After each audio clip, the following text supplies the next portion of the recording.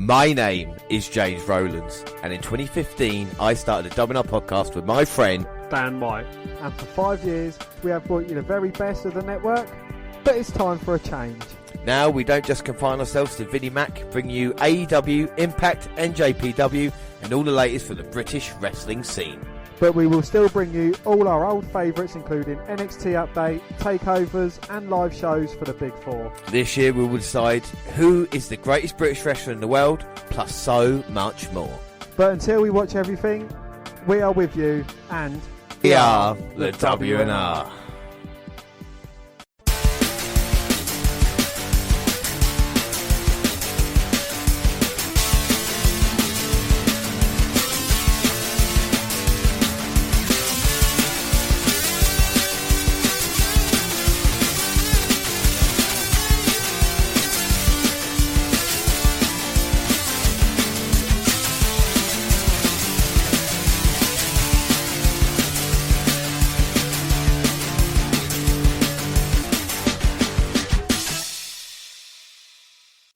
Yes, hello, I am James Rowlands, and as always I'm joined by Dan White.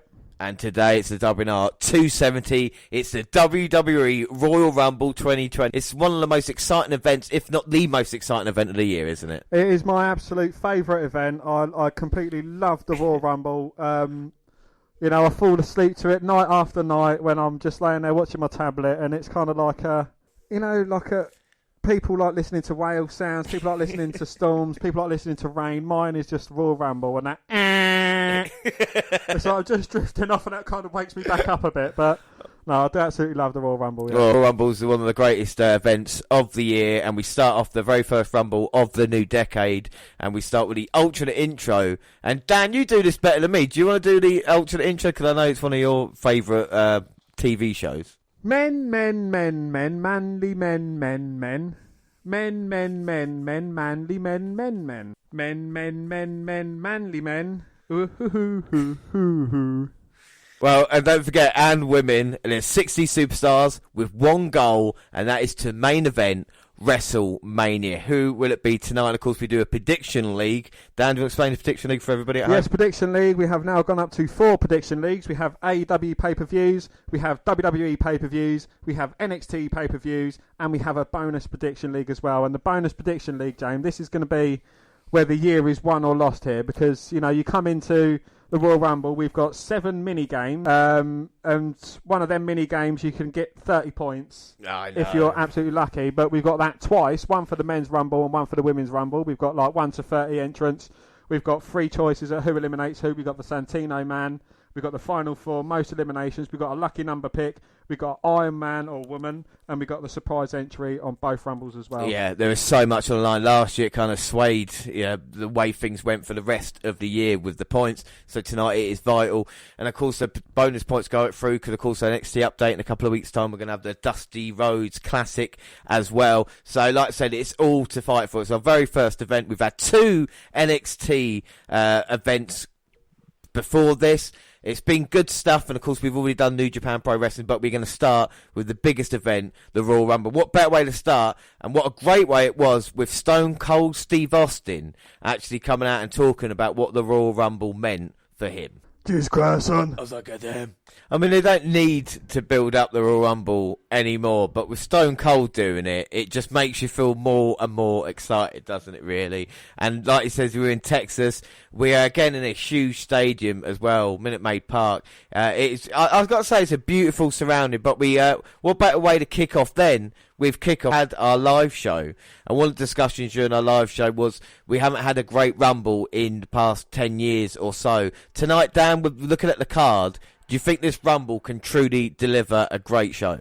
They have some very good matches, some matches that can actually mean a lot, but some matches that I'm really not looking forward to, i.e. the Roman Reigns versus Baron Corbin part 25. Yeah, okay, so let's get just through the matches first and foremost that we don't want to see before we get on to the stuff we actually... The first match was the kickoff match, and it was Shorty G versus Sheamus. And predictions, Dan, who did you go for in this matchup to start us off? I went for the Royal Rumble winner, Sheamus. And it is weird you say that, and I too gone Sheamus.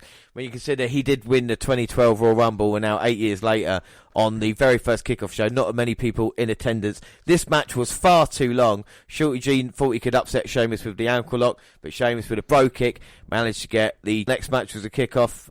Again, the US Championship on the line, and it was Andrade versus Humberto Carrillo. And in this one, I went for, and still US Champ, Andrade, Dan?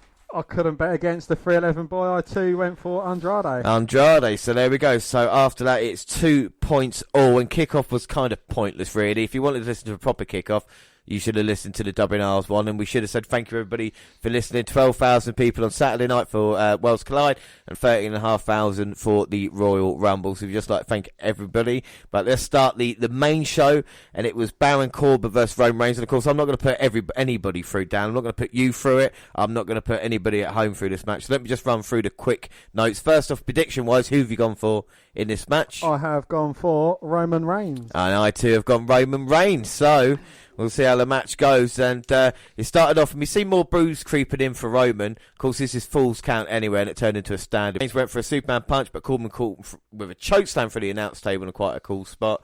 Into the crowd as it was. Do you think it's weird that 20 years ago in a street fight, we had Triple H versus Cactus Jack, and now we're getting Reigns versus Baron Corbin? I know, I mean, how times have fallen. I still remember that street match, actually. It was quite a fucking brutal one when there's thumbtacks involved. Oh, my God, yeah. Just everything you wanted with barbed wire. Well, Reigns with a Samoan drop on the Japanese announce table, and then does exactly the same thing through then Rude and Ziggler get involved, but Usos cancel them out, and Jimmy jumped from at least 10 feet, taking them all out. Yeah, at least 12 feet. At least 12 feet. Well, Reigns shoved Corbin into a Portaloo and tipped it over, even though the Portaloo did have wheels on. I'm not saying it was put there, but still.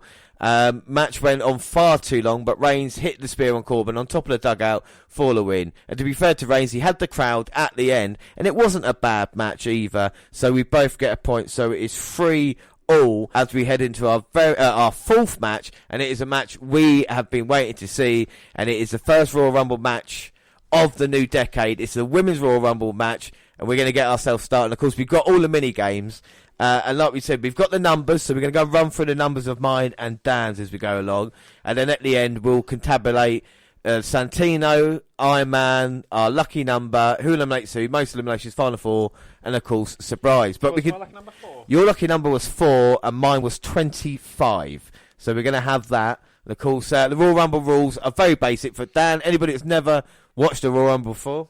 Well, 2 superstars will start in the ring every 90 seconds. Another superstar will enter. Superstars are eliminated by going over the top rope with both feet touching the ground.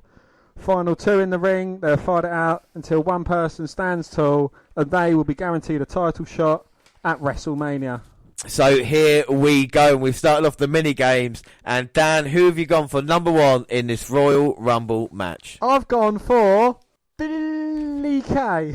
Billy Kay. So you've gone Kay as number 1, and I have gone for Carmella. So, and also what we'll do as well, we'll announce our winners for this match when they come out in the Rumble. Unfortunately, in the past, I have had picked a winner in the Rumble who's not come out, or a person in the Rumble who is not in. I'm hoping that doesn't happen tonight, but Bliss is here, starting at number 1. She's had a lot of injuries. Can tonight be a defining moment for Little Miss Bliss? Hopefully, yeah. You know, if they've got a lot of records that haven't even been kind of set in the Women's Royal Rumble, so having someone as accredited as Alexa Bliss coming out first, going the distance, it can make sense. Yeah, and I cannot wait for the Royal Rumble. It's one of my favourite matches. But number 2, I have gone for Sasha Banks. You had a dream, I. Had a dream, I made it. I have gone for Charlotte Flair. And it's Bianca Belair. With her long hair. Wow, and Belair's coming out at number 2. And of course, the EST of NXT wants to make a big impact. And of course, only like 7 or 8 women were announced for this match beforehand. So what we're going to do in this one, not only are we going to have the numbers and see if we got them right, but then we'll count up exactly how many of our picks were in the Rumble, and the winner of that will get a point as well. But we're going to start off with Belair and Bliss. And both women know NXT very well. Who did you go for number 2? Charlotte Flair. Woo! Belair. So it's going to be Blair and Bliss to start, and this is going to be some matchup. Like we said, 90 seconds, we'll have our third participant. And the third Women's Royal Rumble matchup Of course, Oscar winning the very first one, and last year Becky Lynch, and Blair showing her power in the early going. So currently 2 NXT graduates, because Bianca Belair is still of NXT, but Alexa Bliss, not so much as a wrestler, but she came up through NXT. And I think tonight is going to show how important the Women's Revolution has been and the evolution of it, especially of NXT, because I think they're going to have like the majority of the talent. Like I said, even the people in there who aren't in NXT now have come through that system. Every single person I've got in this Women's Rumble has come through NXT. Well, there we go. So that just shows how incredible it is. Or in NXT. As Belair now on a second rope, and that's not might be the greatest strategy because it leaves yourself a little bit precarious, especially if she's got excitement for her very first Royal Rumble match. Alexa Bliss with a seated drop kick, and she's kind of firing herself up for this one. A bit shocked that Bianca Belair got straight up from that seated drop kick though. And Bliss showing a little bit of speed, managing to dodge Belair. Trying to go for a tilt-a-whirl head scissors, but Belair catching her and just trying to deposit her over the top rope.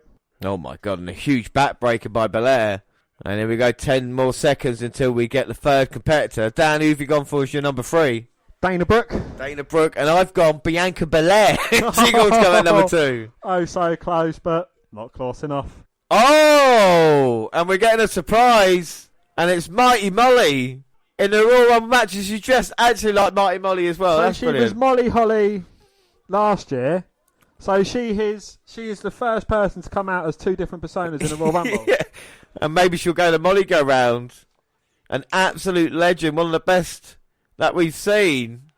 And the crowd absolutely loves her. Well, the Hurricane should be in the men's one then, surely. Well, stand back, Dan. There's a Molly coming through. She's going to get rid of Belair. No, Belair hangs on. She goes to get rid of Bliss, but puts her over the second rope instead of the top rope. Oh, now these 2 women teaming up on Molly. Molly ducking a clothesline attempt. Double clothesline takes down Bliss and Belair. Go on, Molly. You still got it. As Molly going to the top. Oh, Bliss looking to push her off the top though, but Molly kicking off. And now fighting both women. Here she goes. Cross Molly, buddy. That's a beautiful move. And she hasn't missed a step. And well, maybe this kind of takes me back to when I think it was Austin and Triple H in the Royal Rumble match. And the Hurricane came down and they had them both up for a Hurricane. Austin and Triple H just look at each other and go, what the fuck, and then lob him out. That would have been quite brilliant if that had happened here with these 2. Well, we have a lot of Rumble memories, of course, but coming out at number 4 now, Ripley.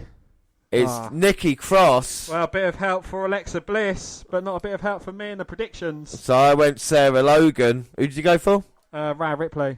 But it is, again, Nikki Cross, who's known from a time in NXT. And is this help Alexa Bliss out, do you reckon? Because, of course, these 2 women have been teaming up.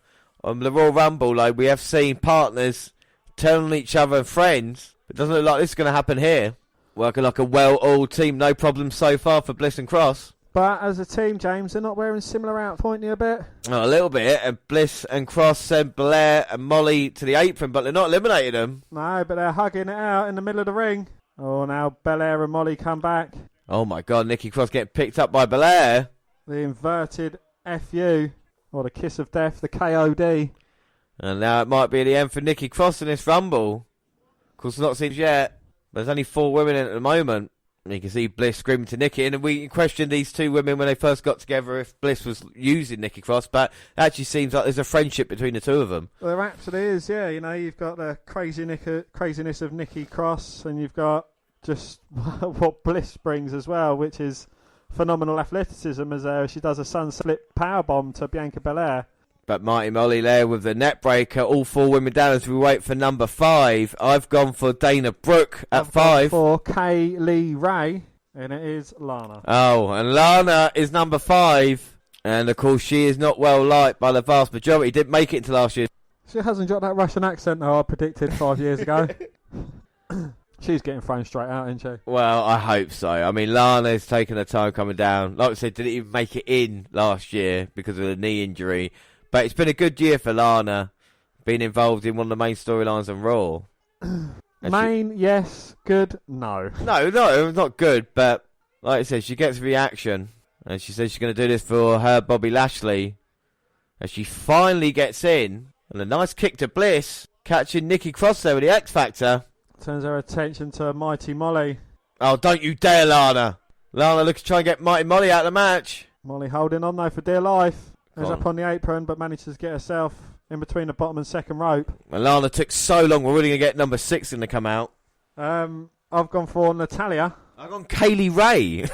It's weird, we've come almost close. And it is Mercedes Martinez. Wow, Mercedes Martinez recently signing with WWE in both Mae Young Classics, and of course being in NXT as well, and finally making a Rumble appearance, and she might be a dark horse here. Who'd you go for number 6? Natalia. So at the moment we haven't got a single number right, as all 6 women now in the ring. Martinez had a huge shot to Molly. Spinebuster to Nikki Cross. Face first slam to Bliss. Well, simple yet effective offense by Martinez. Indeed, yes. And still no one's been eliminated. A huge German suplex to Belair, sending her across the ring. And now Lana's big mistakes going after Martinez. She is a dangerous woman. Double underhook suplex. And now she's going to suplex Lana out. No, Lana holding on. And you can hear the fans cheering this. They want Lana to go. Nikki Cross fighting with Mighty Molly in one corner, Belair with Bliss in the other. As we come out for number 7, who I think is going to be Lana, and of course she's already in this match, which is not. Peyton Royce. And Lana's holding on just as we wait for number 7. Uh-oh. And it could be trouble for Lana. Yes, Liv Morgan is here. And Liv has got a problem with Lana. And is this one of your who you eliminates who at all? Morgan and Lana? No, it's not. Well, Morgan just sent Lana out of the Rumble. It's not one of mine either, unfortunately. Well, it's the first elimination. And it's the ones the fans appreciate the most. Don't stand there gloating though, Liv Morgan. Well, Lana not happy. We've seen a different Liv Morgan. But, like you said, she's got to focus on the ring as Martinez is behind Liv Morgan. I didn't even have Liv Morgan in. And, Morgan dumped on the apron, but still holding on. It's looking to go up top. But Lana's climbing on the edge of the ring apron. And she eliminates Morgan. Well, Lana getting involved, and it is all legal in the Rumble. And these 2 women aren't finished with each other. They're fighting on the outside now. We've got referees, EMTs, trainers down, trying to break this up. And the fight's still going. And we have still got a Rumble match, but we have had 2 people eliminated now. Liv Morgan, as we wait for number 8. My number 8, Marina Shafir. I've gone Io Shirai. Well, it is Mandy Rose, one half of Fire and Desire. Did you think they had to get Lana and Liv Morgan out to allot Mandy Rose to come in because there was just too many blondes at that moment in time? Like, it was like, look, we're not. I don't know, you've got Bliss in there and that's it. Yeah, Bliss at the moment representing the blondes as Martinez and Belair maybe looking to get Bliss out. And Mandy Rose, very clever, just coming in sneakily. It's going to take her time. Of course, she's the most freshest at the moment. And Nikki Cross just saying, bring it on. She's had her problems with Fire and Desire in the past. Well, comes charging into Mandy Rose, but gets shoulder blocked down. Running knee. And a slap by Mandy Rose there. And Blair and Bliss fighting Martinez and Molly. And now it's the power of Mandy Rose going to get Nikki Cross out. Delayed suplex deposits her over the top rope, but Cross lands on the apron. Fights her way back in. And that was nice by Nikki Cross now. The jacket's coming off. Now Cross is going crazy. Running cross body. And here we go, number 9 going to come out. Sonya Deville. This is going to be Liv Morgan. Bloody hell. And it is Candice LeRae. NXT's own. Candice in the Royal Rumble match. Mrs. Johnny Wrestling. And she's making her way out at number 9. Going to the top. And a huge drop kick to Martinez. Nikki Cross comes in with the boots up. And Candice again with a drop kick. Looking now to use the second rope as a springboard. And hits the moonsault. And all the other women are just fighting each other off at the moment. You got Belair, Molly, and of course Mandy Rose in one corner. Martinez and Bliss, and then on the other side now, Nikki Cross. And Molly's gone! Molly's eliminated. Was she your pick to win? She wasn't my pick to win. Belair gets her first elimination of the night. Molly took her off the ball, and it could be Rose to go. Yes! Oh no! Otis Dozovic was there. Where did Mandy Rose landed on top of him. I don't know where he was or what he was doing down there. But Rose's feet haven't touched the ground. Yes, baby. We love Otis at the best of times. He has saved Mandy Rose from this Rumble match. And that's the biggest reaction we've had all night so far. And what a lovely story it is, Mandy Rose and Otis Dozovic. Will they, won't they? And here we go now. Number 10 we are. Over the way through the Royal Rumble match. This is going to be Lita. Piper Niven, Lita. This is going to be Piper Niven. It's Sonya Deville. I had her coming out at number 9. Well, Deville is in this match now, and she's going to help out her partner Mandy Rose. Or is she? Well, I've got Deville to eliminate Rose. Oh, interesting. And now she's going to go right after Candice LeRae and Bianca Belair. And the ring is definitely filling up with women at this moment in time. And the fans chanting for Otis, who is not in this match. He is just cheerleading at ringside. Well, Nikki Cross nearly wasn't in this match there. She managed to hold on after Deville threw her over. And we got Fire and Desire teaming up on Candice LeRae. Bliss and Belair still going at it. They've been 1 and 2. Yeah, been in the Rumble a little while now. Are either of them your Iron Woman? No, my Iron Woman is not in this match yet. Neither's mine. And now Deville Martinez. Well, these two women have both got MMA-style backgrounds. Should be an interesting matchup. And Deville's not put off by Martinez and her size. And Bliss and Cross working over Belair in the corner. Mandy Rose trying to get rid of Candice LeRae. And Deville with nice kicks, but gets caught by Martinez. Deville with a backslide. Kick to the gut. And our Fire and Desire teaming up on Martinez. And of course we've got the insurance policy with Otis at ringside. But will he save Deville or just Mandy Rose? Oh, high low from Fire and Desire. And this could be it for Martinez. Let's get her out of the Rumble. And she is gone. Well, eliminated by Fire Go on, and Deville, Desire. throw over. Go on. Go on, Sonia. And number 11. Don't hug, throw. I've got Mia Yim. I've gone for Mandy Rose. And it's Kairi Sane. The Pirate Princess. Here you go. And here comes Kairi Sane. Of course, Oscar won the Rumble 2 years ago. Can her tag team partner, tag team champion, go on and take it to the next level? We've not seen Kairi Sane in action since TLC. And here she comes, umbrella and all.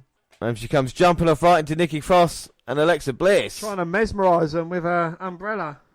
A dangerous weapon. The Kairi Sane, though, former Mae Young winner, has definitely got... Did we see Jack Gallagher do the umbrella shtick? We did. We shouldn't really use the umbrella, though, to be fair to her. But she's using legs now. Nice Hurricane Runner. It's got Mandy Rose. Kairi Sane, of course, the freshest woman in this match, coming at number 11. Well, Blair went for the suplex, and Kairi Sane turned it into a DDT. Oh, she got Candice LeRae now. Trying to send her over the top. Maybe got them an Alabama Slam. As we wait for number 12 to come out. Naomi. Mandy Rose. No. Oh, it's Mia Yim. The HBIC. Oh, fuck's sake, I went for number 11. Mia Yim coming out. Number 11? Oh, yeah, it's number 12, isn't it? Yeah, fuck. Who's your 12 again? Naomi. No, I went for number 13. What, Yim? Yeah. Well, we know that's not going to happen now. Yim's coming out, taking out all the women. There's 8 women involved in this match right now. And Yim again from NXT going to get Nikki Cross out. And Cross has been there a little while now as well. Yeah, number 1 and 2 still hanging about, though. Good shout for Iron Woman. But neither of them for most eliminations, though. Oh, Belair's got one, and she might look to get Bliss out. But Cross holding on to the feet of Bliss. Now Nikki Cross just jumps on the back of Bianca Belair. Oh, and Cross in a bit of trouble. Alexa Bliss to the rescue of a tag team partner. Not for too long, she shoves her off. Now picks up Bliss. Uses her to knock Nikki Cross off the apron, and she is out.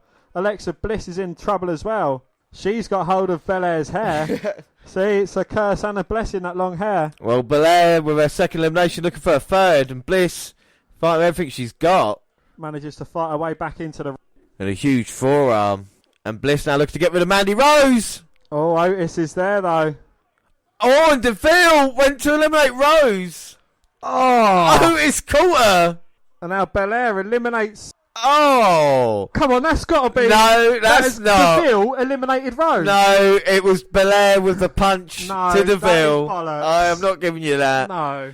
Fireman's are eliminated DeVille Otis. eliminated Rose over the top rope. We'll have a look and see who credited elimination. It's Bianca Belair. Yeah, if that's but Belair's, you can't believe Wikipedia, because you could have just fucking edited that for your own benefit. we'll check it afterwards. That is Belair's fourth elimination of the night as we Sorry. wait for number 13. Dana Brooke. I went for Mia Yim. And it's Dana Brooke coming out here. I went for Tony Storm. So Dana Brooke making her way out here.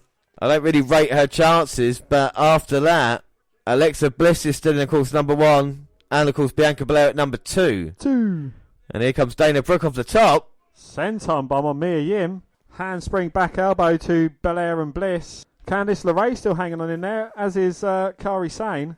Well, the Ray coming out at number 9, and of course, Kairi Sane at 11. But look at this moment in time, is going to be the freshest. Coming at number 13. And Jim with the awesome strikes to Dana Brooke. Don't know what direction they're going to come in.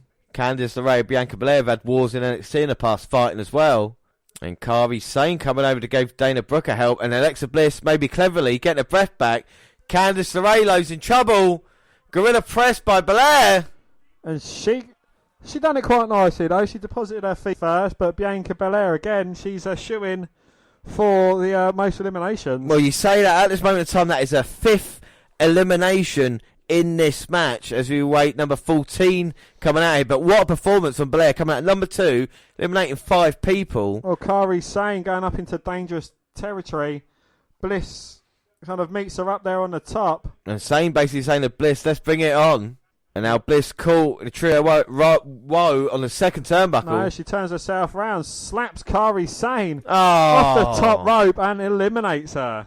And Alexa Bliss is still in this match with elimination. And after all those injury problems, she's not doing too bad. He's waiting for number 14, Dan. Nikki Cross. It's going to be Nikki Cross. She's going to come back out. Cross, I've gone Ember Moon.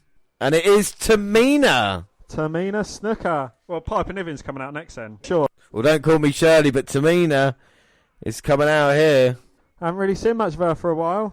No, she used to be teaming up with Nia Jackson. Again, another woman who was in the men's rumble last year. But Tamina might be the dark horse in this one. And she comes out with a super kick to Dana Brooke and taking out Mia Yim now. You think at number 14, it's not a bad thing, but we're not yet halfway through this Royal Rumble. It's Belair now, looking at Tamina. I think the confidence of Belair is building in this match, and I come at number 2 with loads of eliminations. Absolutely, and she's a very strong competitor as well. Well, she went back down from the, like you said, the power off of Tamina. Tamina with the shot, and now she comes running in. Oh! And Jax has been eliminated. That is one of the shortest times in the Rumble. It's got to be. Well, Tamina's gone.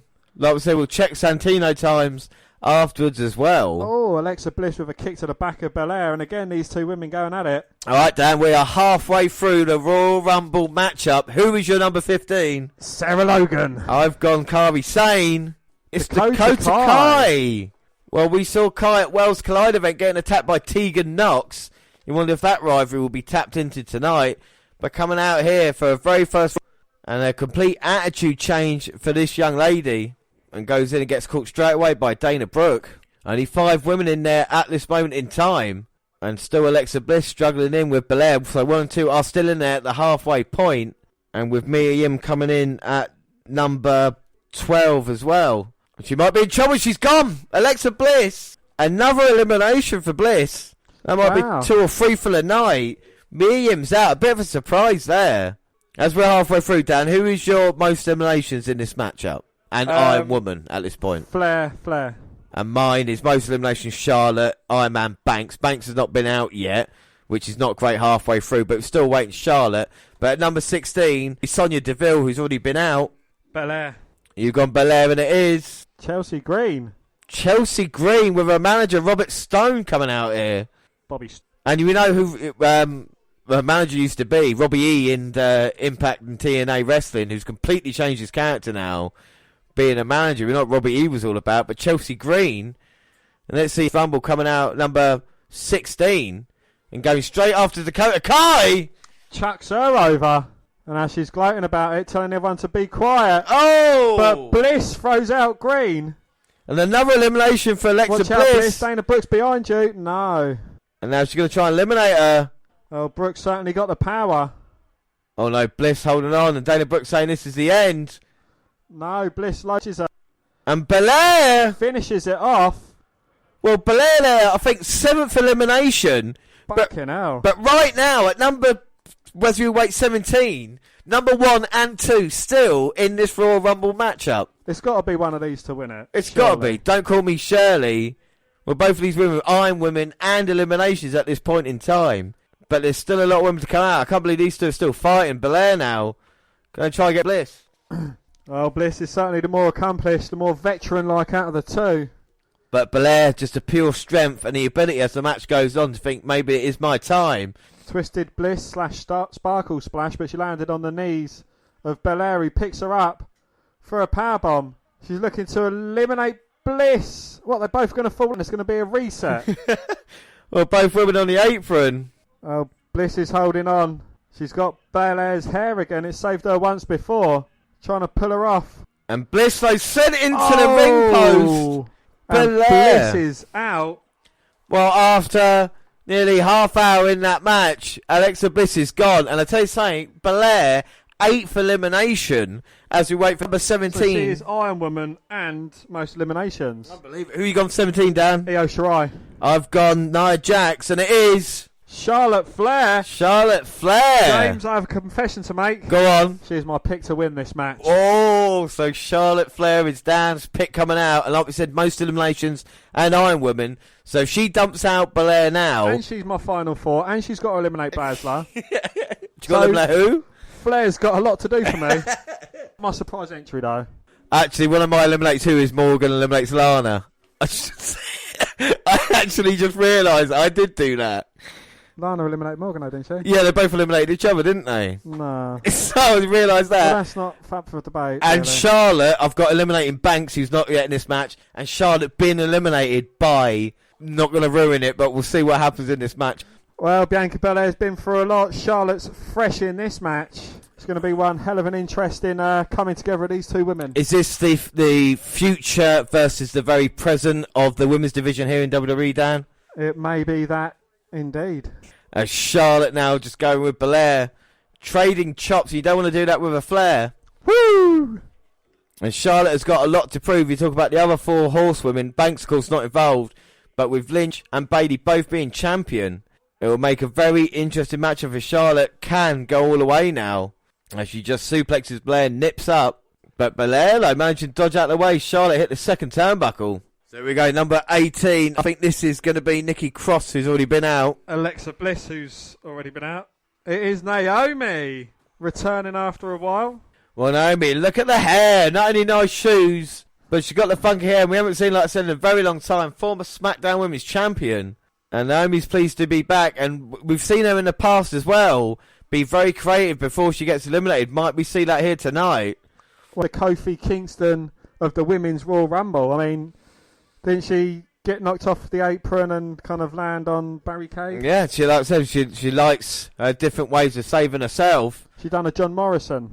And she comes in, Hurricane Runners, Bianca Belair. Well, 2 former women's champs in the ring and Bianca Belair. Oh, nice shoes as both of them go for a drop kick and a nip up and the respect there. They're going to say, look, are we going to team up on the NXT superstar? And it looks like they're going to do that. Well, Belair's been in this matchup since the very beginning. And I tell you what's very lucky for Charlotte, Naomi, and everybody else that comes out, like I said, half the competition already eliminated from this matchup. So it's not like you have to play catch-up. It's she's been fresh and taken advantage. Speaking of that, coming out now, it's number 19, Dan. Nia Jax. Piper Niven. Oh. Who's it going to be? Beth Phoenix, the Glamazon. Whoa! And Beth definitely a legend. And look at Charlotte's eyes as she sees Beth Phoenix. And Beth's had problems in the past. Of course, been in the men's Royal Rumble match well, eliminating the great Carly. Absolutely, yes. And that was the Royal Rumble that her husband won. Yes, so we shall see if tonight Beth Phoenix... Yeah, it was 2010. 2010. We'll see if Beth Phoenix tonight can actually get the job done. And now Beth sending Charlotte into the turnbuckle. Got 4 women in there now, but the 4 women who are extremely dangerous. And now Naomi's in trouble. Well, Beth just lifts her over the top rope. I don't know, I'm not seeing it. Yeah. And now here comes Naomi springboarding in, double cross body. Both women out. And Naomi now doing a little dance. Charlotte in a bit of trouble. And it's Beth Phoenix and Bianca Belair in the corner. Naomi and Charlotte in the other one. And what a matchup this has been so far. The 2020 Women's Royal Rumble match. And with our next competitor coming out here, we are going to be 2/3 into this Royal Rumble matchup. And the referee there just getting on the apron. I don't know what he was checking out there with Beth Phoenix and Bianca Belair. And here we go, Dan. We are 2/3 through this Royal Rumble matchup. Number 20, I have said it, is Alexa Bliss, who's already been out. My number 20 is Kairi Sane. Who's already been out. Who's already been out. And it is Toni Storm. Toni Storm.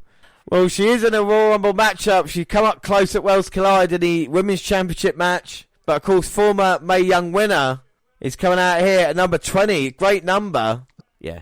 And is trying to take advantage now Clothesline to Naomi and Charlotte. I'd like to say that of my remaining 9 performers, only 2 of them have actually come out. Wow, we'll see what happens. I'll work out in a little bit because I'm Tony Storm now beating up Charlotte in the corner. Beth Phoenix and Belair, and it gives Naomi a chance to just catch her breath at this moment in time. So we've got someone that's been in NXT UK, someone that's been in NXT, someone who's not been through any of it, someone on Raw and someone on SmackDown. Well, we've got a former NXT UK Women's Champion, former NXT Champion in there, former Divas Champion, and of course former SmackDown and Raw Women's Champion on who's been there. So you think about the title and the gold, and that's mostly Charlotte Flair! And Flair has eliminated Belair. Belair is gone! And Belair... Yes, Charlotte Flair. That's my pick. Right there. Woo! Well, Bianca Belair... Can't believe it. Come on, Charlotte. Only another 8 more eliminations to go. Belair is gone in this matchup. Eliminated by Charlotte. Yeah, 7 more, but she might be in trouble now by Beth. But number 21, James? I've said Ruby Riott. Evans. What? Kelly. Oh, no. So good, she had to name her twice. Well, she's coming out here. Another legend. Another surprise. Who was your surprise in this one? Do you want to give it away? My surprise entry, Ronda Rousey. Oh, my God. That would be exciting to get that. My surprise, Shayna Baszler. No, it's not a surprise. She's not announced. Well, no, she's someone that's like Bianca Belair or Tony Storm or someone like that. Someone that you know is going to be in it because there's not enough women in the main roster. A surprise would be Kelly, Beth Phoenix, Mighty Molly. She is not announced. No, I'm not having that. Shayna Baszler's my surprise. I'm not having that. And Kelly taking them down. And Tony Storm in trouble. Stink face on Tony Storm. And Kelly bringing it, but Charlotte from behind. So Charlotte with just the 1 elimination so far. No. She's going to be eliminated. Come on, Beth, get her out! Get her out, Beth! This is the Royal Rumble that Vince McMahon wants. There's 4 blondes and a brunette. And Beth now bind with Charlotte, trying to get her out. And you can see Beth Phoenix. Look at the back of her head. I mean, her hair's starting to go red underneath. Oh my God! Maybe that's what the referee was checking earlier.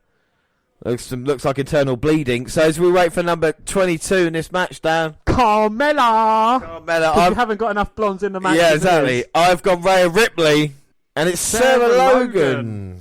Well, we haven't got a number right yet, and we're coming at number 22. But there's still hope left. As Sarah Logan, the man beast, coming out here, going straight after Charlotte Flair. And I think everybody that comes out here was going to go after Charlotte because they think she's probably the strongest person in this match at this moment in time. They should all team up on her. And at this moment now, we've got 6 women in the ring. And Charlotte, who came out at number 17, looking fresh, and she eliminates Logan. Another elimination. Wow. Flair's getting up there. But, she might be getting eliminated by Kelly. Come on, Kelly, get rid of her. And Charlotte trying to fight with everything she's got. Oh, now she's got Kelly. Dumps on the apron, and Kelly fighting. And I think Charlotte must have busted her to bust Kelly, though. She eliminates her. Another elimination for Charlotte. Took one up for the Nature Girl. It just shows the bloody battle at the moment. You look at Natalya, look at Charlotte, as we wait for number 23. 23, it's going to be Dakota Kai. I've gone Trish Stratus. Natalya coming out here. Well, you said her name in misplace of Beth Phoenix. Well, here she comes now. She might be one of the favourites to win this Royal Rumble matchup. Here comes Natalya straight after Flair again. Clothesline. And the battering, like I said, Beth Phoenix and Charlotte have taken so far. Now they're going to see them team together. See if they can dump Charlotte out. No. Can't Flair. Beat them both. And Flair now going up on that second rope. And Natalya trying to fight off, and so is Beth. And looking to maybe double powerbomb Charlotte. Struggling. Charlotte's in trouble. Powerbomb her down. And Charlotte's in serious trouble now. Naomi is as well. Naomi coming out number 18 just after Flair. Of course, let's not forget Tony Storm in there at this moment in time as well. She's definitely got the kind of the conditioning to last in this Rumble match as we come number 23. I had the dream. I made it. It's going to be Sasha Banks. Sorry, number 24 it is. You say Banks. You say... Zia Lee coming out here. Bloody hell. 24, I went for Charlotte, who's already in this match. So Zia Lee in this matchup. We've seen Mia Yim already. And Zia Lee coming in. It's her second Royal Rumble matchup. And she is cleaning house in the early going. Got hold of Beth. And a huge kick to the face. Exchanging with Toni Storm and a huge kick there. And now Charlotte taunting over Zia Lee. But Lee managing to reverse that. And a nice kick to the face. And Zia Lee now looking good coming out here. Like I said, fresh as a daisy at number 24. And now looking to try and get Charlotte out. So Charlotte Flair's been in it for the here now then? Yeah, coming out at number 17. And second on that would be Naomi at 18. Zia Lee, the latest one to come out. But like you said, we've still got 6 competitors left to come out in this matchup. But at this moment in time, you might favourite Charlotte Flair, unless it was a surprise entrant, maybe. Like Ronda Rousey. And they're all fighting now, trying to eliminate one another as we wait for 25 in this Rumble matchup. And always find Royal Rumble matches fly along. Who have you gone for as 25th? I predict a riot, James. It's going to be Ruby. And I've gone Peyton Royce. And it's going to be Zelina Vega. Zelina Vega coming out here. Well, Vega, very, very important number coming out at 25. Might be one of the favourites now. The dexterity of the young lady. Oh my God, just taking Naomi out.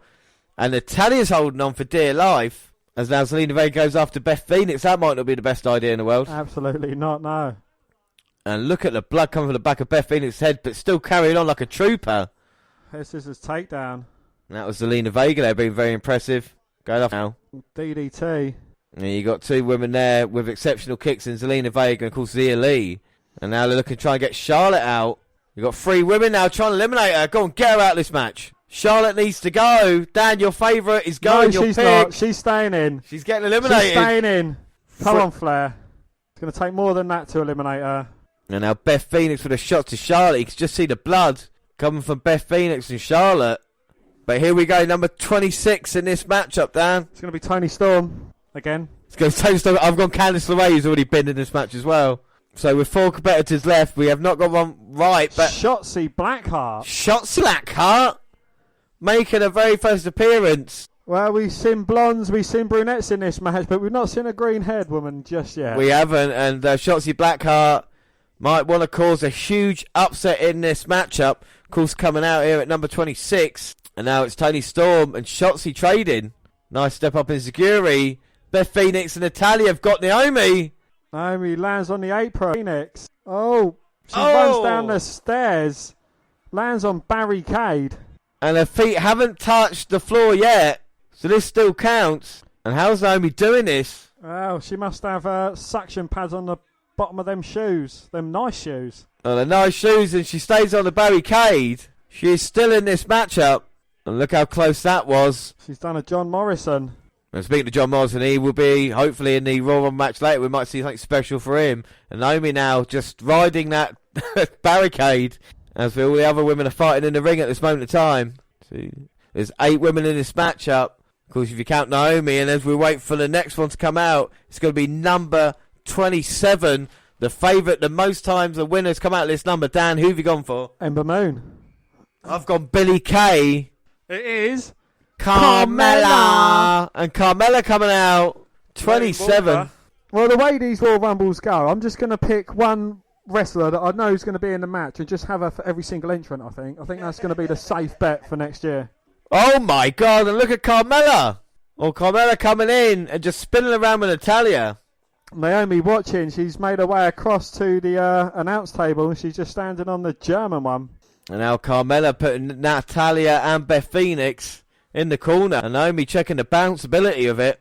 There's no way that she can make it back across to the ring. Carmella with a Bronco Buster to Natalya and Phoenix. But Flair hits Carmella with a natural selection.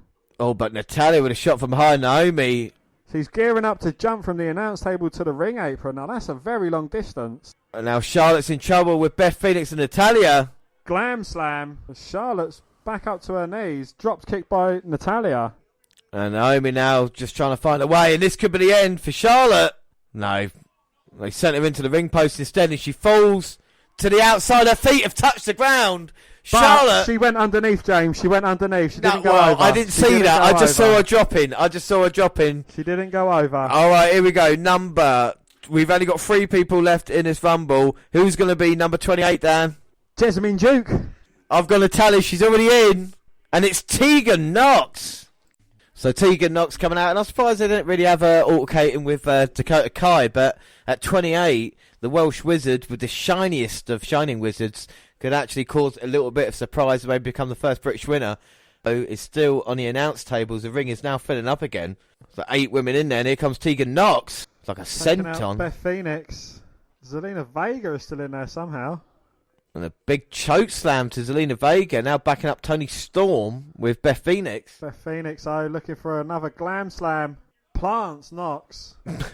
Sold that well, but she may be out of this match now. And we're getting down to the nitty gritty in this one. Your winner is amongst these people, all with the next 2 as well. 2. Well, don't forget, Charlotte Flair has not been eliminated. She's just taken a bit of a breather on the outside. She's your pick. My pick is not actually out yet as we come to number 29. I've gone for Asuka. I've gone for surprise entry, Ronda Rousey. Oh, will it be Rousey? 29. So Billy and Chuck. good to me. No! It is Santina. Santina is in the Rumble. There is going to be a lot of uproar about this. Well, don't forget, she won the Miss WrestleMania contest at WrestleMania 25, Dan. Beating Beth Phoenix. And she's going to come out here. I can't believe Santina is in the Rumble. This is incredible here. And what reaction. And she's going to try and high-five Beth Phoenix. And, of course, these two go back. Beth Phoenix won the Intercontinental Championship for Santina Morella at SummerSlam one year. Santina. I can't believe it is. You sure it's not Shania Baszler? Well, James, you can be confused. Well, no one went for Santina. Oh. Well, Natalia and Beth Phoenix surround Santina. Oh no. We're going to see it, James. We're going to see the Cobra. We haven't seen it in years. Is she going to get Phoenix? Is she going to get Natalia? Where's he going to stick his snake? Santina bites herself and eliminates herself. She's gone. He is gone from the Royal Rumble. Is Santina going to be the Santina man? Do you know what? I didn't think of that. I might actually have it. As we get to number 30, Dan, who have you gone for? Shayna Baszler. I've gone for my pick, Shayna Baszler. And it is the Queen of Spades. We've got one right, Joe. Yes, and my pick is coming out. Number 30, I've gone for Baszler to win this Rumble. My surprise pick. No one knew she was going to be in it. No, not really a surprise entry, James. We'll argue about it in a bit. Baszler's coming out. So my pick, Dan's in there. Your pick, Charlotte, is in there. Unbelievable stuff. Wow, Baszler's going straight after my pick. Throwing her into the steel stairs. You don't want to do that on someone who's not been eliminated. It gives her more time to recuperate, but Baszler has never been that bright. But she has been one of the longest reigning NXT champions of all time, over 400 days. And she did beat Becky Lynch and Bayley at Survivor Series. And now she's got hold of Zia Lee. Zia Lee is out. And that's Baszler's first elimination. And now she's got Tegan Knox. She's just picking her up. Gut wrench throws her over. Wow, and Baszler, 2 eliminations. Now got Zelina Vega. Kirifuda clutch. And Vega now going to get dumped. After she gets choked out. And look how aggressive. And now it's Shotzi Blackheart. Go on, Shotzi. Trying to do a Maven. Go on. No, Baszler. Hanging on, eliminating Blackheart. That must be at least 4 eliminations now. At least 7. And what the hell is Naomi doing?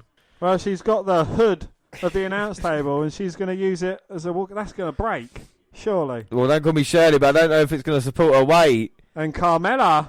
Well, she's still in. She's got hold of Baszler. And Naomi is back on the ring steps. Baszler's got Carmella. Picks her up. Drops her over the top. My God, and that's about 4 or 5 eliminations now. He's got hold of Toni Storm. 4 minutes to UK champ. And eliminates her just like that. Just like that. And Naomi is waiting in the corner for Baszler.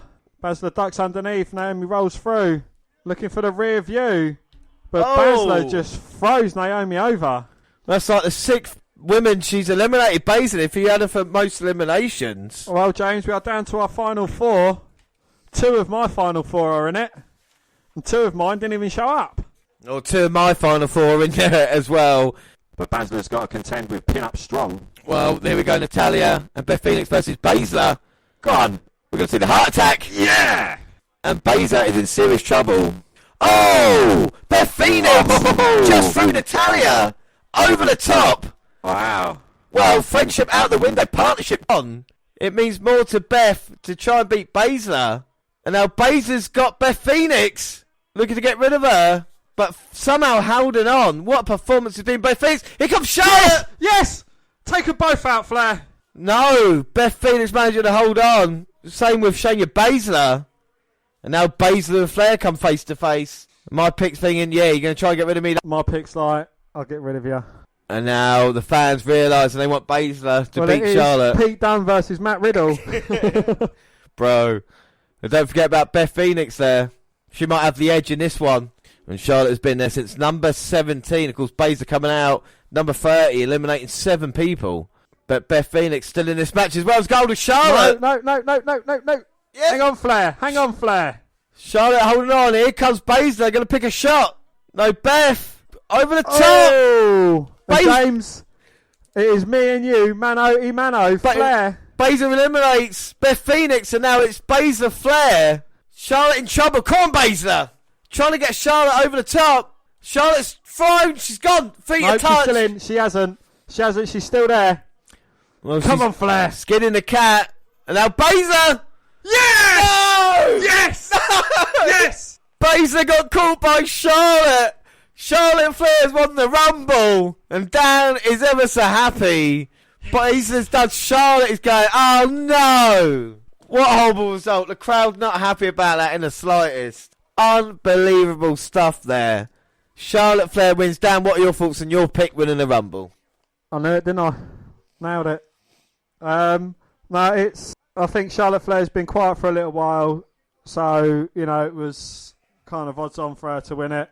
Baszler, very close to being my second pick to win in the Royal Rumble, but we only get one pick. Well, yeah, I mean, that's a shame, Baszler there. What a performance it was for her. What performance by Charlotte. What performance by a couple of women. And we're going to look back now and try and work out how many points we both got. But, Dan, what did you think of the Royal Rumble match, the Women's Royal Rumble match this year? I thought it was quite entertaining. You had odd, shocking moment thrown in there. You had absolute brilliant performance put in there by Bliss and Belair, starting off, number 1 and 2 and managing to make their way through over half the field. You had your even more surprising moment, Santina coming out and potentially being a Santina man. There's a few names kind of missing there. Sasha Banks, why wasn't she about? Or is that kind of they didn't want to put her in to be fodder to someone else? Very impressive performances, especially from the NXT alumni. Yeah, without a doubt. Like you said, it's a great Royal Rumble matchup and a great way to start us off properly. As Charlie Cruz are going to get a couple of words with Charlotte. Was it the right decision? I'm not sure, but it was quite an enjoyable contest. So we'll run through. So our lucky numbers for this: Dan, you had 4 out of 25. Charlotte came out 17. So we didn't get any points for that one. Who eliminates who? Who did you have on yours? I had Deville to eliminate Rose, but we're going to discuss that after. And I had Flair to eliminate Baszler and Baszler to eliminate Flair. Okay. If I look at Wikipedia quickly and I have a look and see what it says. Rose. It's credited Belair as the elimination. So I can't give you that. I can give you Charlotte eliminating Baszler. My eliminates who was Morgan eliminate Lana, which happened. Baszler eliminates Charlotte, which didn't happen. Charlotte eliminated Banks, which didn't happen. So that's a point each for who eliminates who there as well. All right, most eliminations, who did you go for? Flair. I went for Flair as well, and of course it was Belair / Baszler, both on 8. Your Iron Woman? Flair. Mine was Sasha Banks, who didn't want in a fucking match. Ended up being Bianca Belair. Your Santino? My Santina was Mandy Rose. Mine was Lana, and it was Chelsea Green. Final 4? My final 4 was Baszler, Banks, Flair, and Rousey. So, and my final 4 was Banks. No, sorry, it was Oscar, Bliss, Charlotte, and Baszler. So again, so there's a point each again for the final 4. Surprise? Surprise, mine was Ronda Rousey. Yours was Ronda Rousey. Mine was Baszler, and you don't want to give me that, do you? I don't believe it because, with only that certain amount, announced, I think returning and, people that aren't part of a roster should be surprise entries. Not, because that there's going to be NXT wrestlers in there. There's going to be NXT UK. There's going to be Raw. There's going to be SmackDown.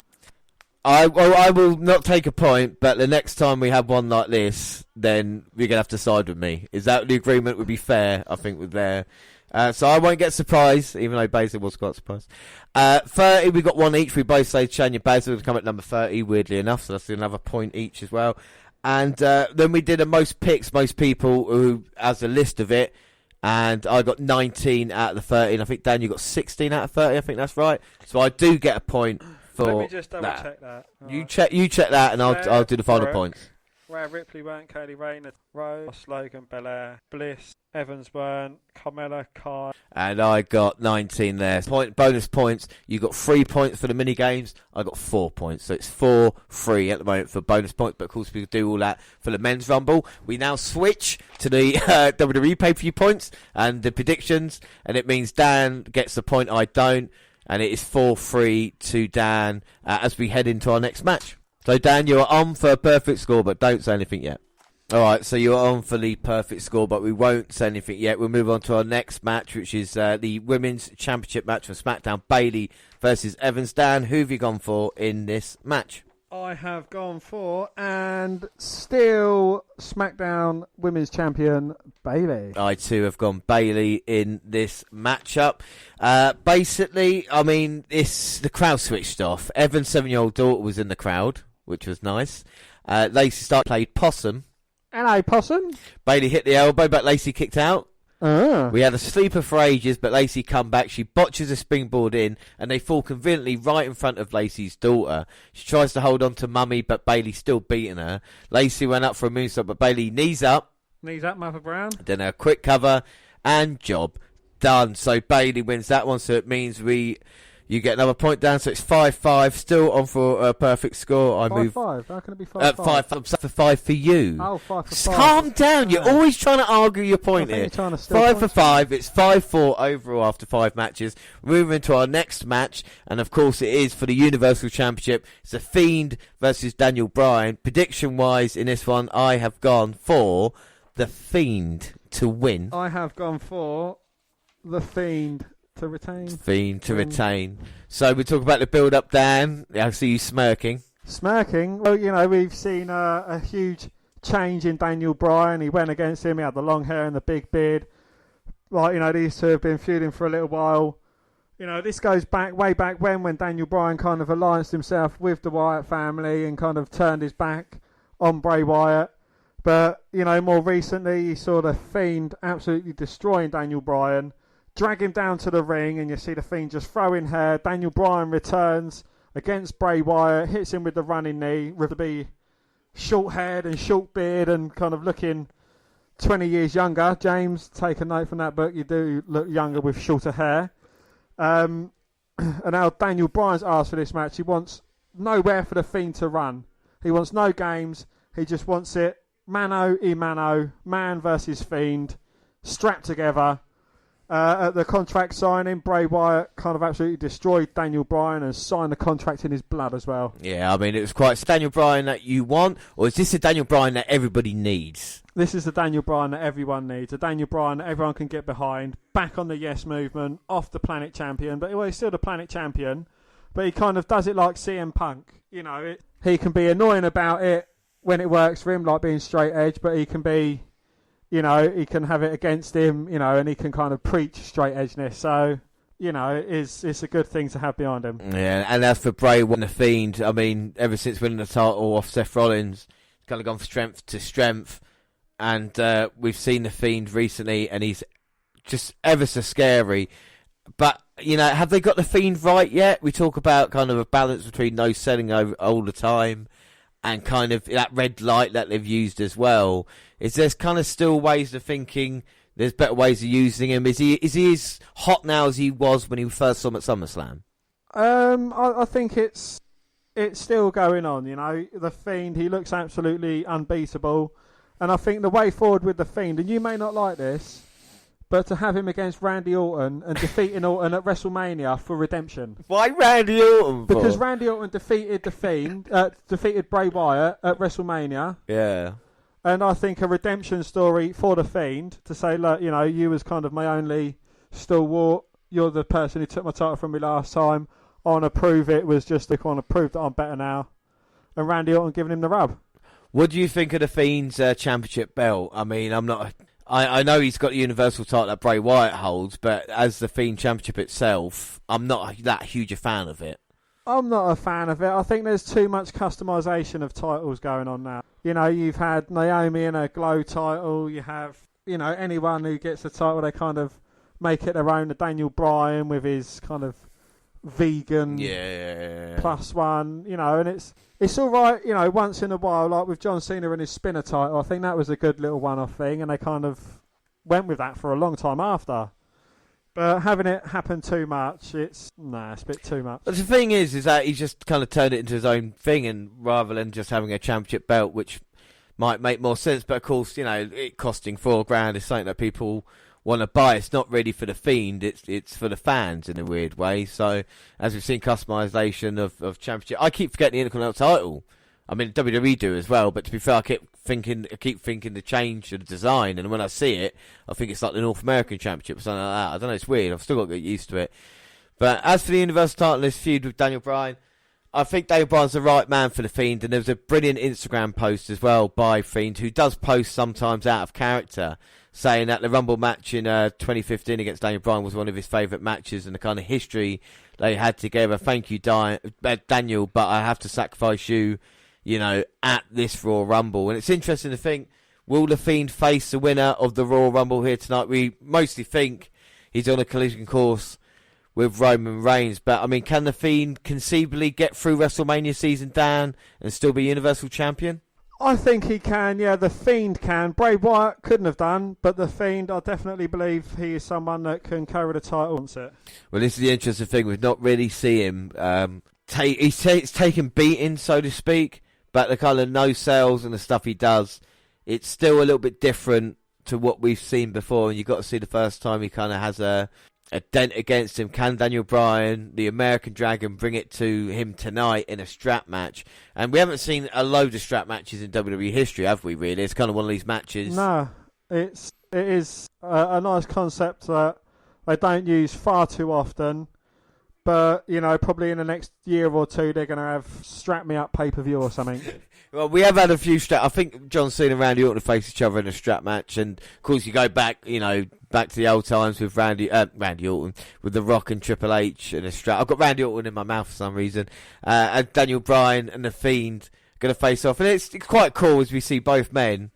Hopefully this is a lighting for the match as well. Oh, I do pray to God it is. And The Fiend, even that is freaky, isn't it?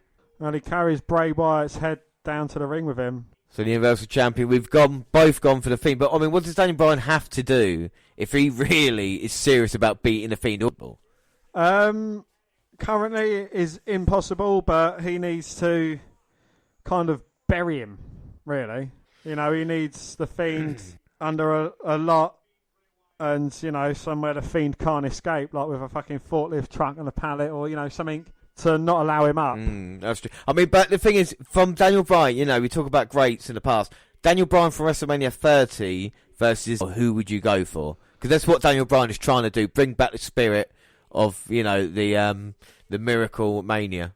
I still think the Fiend trumps it. I mean, Daniel Bryan, he did overcome a huge miracle. And, it is one of the biggest accomplishments he can have throughout his career, but with The Fiend, it seems like he is really unstoppable at the moment. Yeah, I mean, what would be really interesting is Daniel Bryan with the kicks and a punch in the corner just gets power bombed.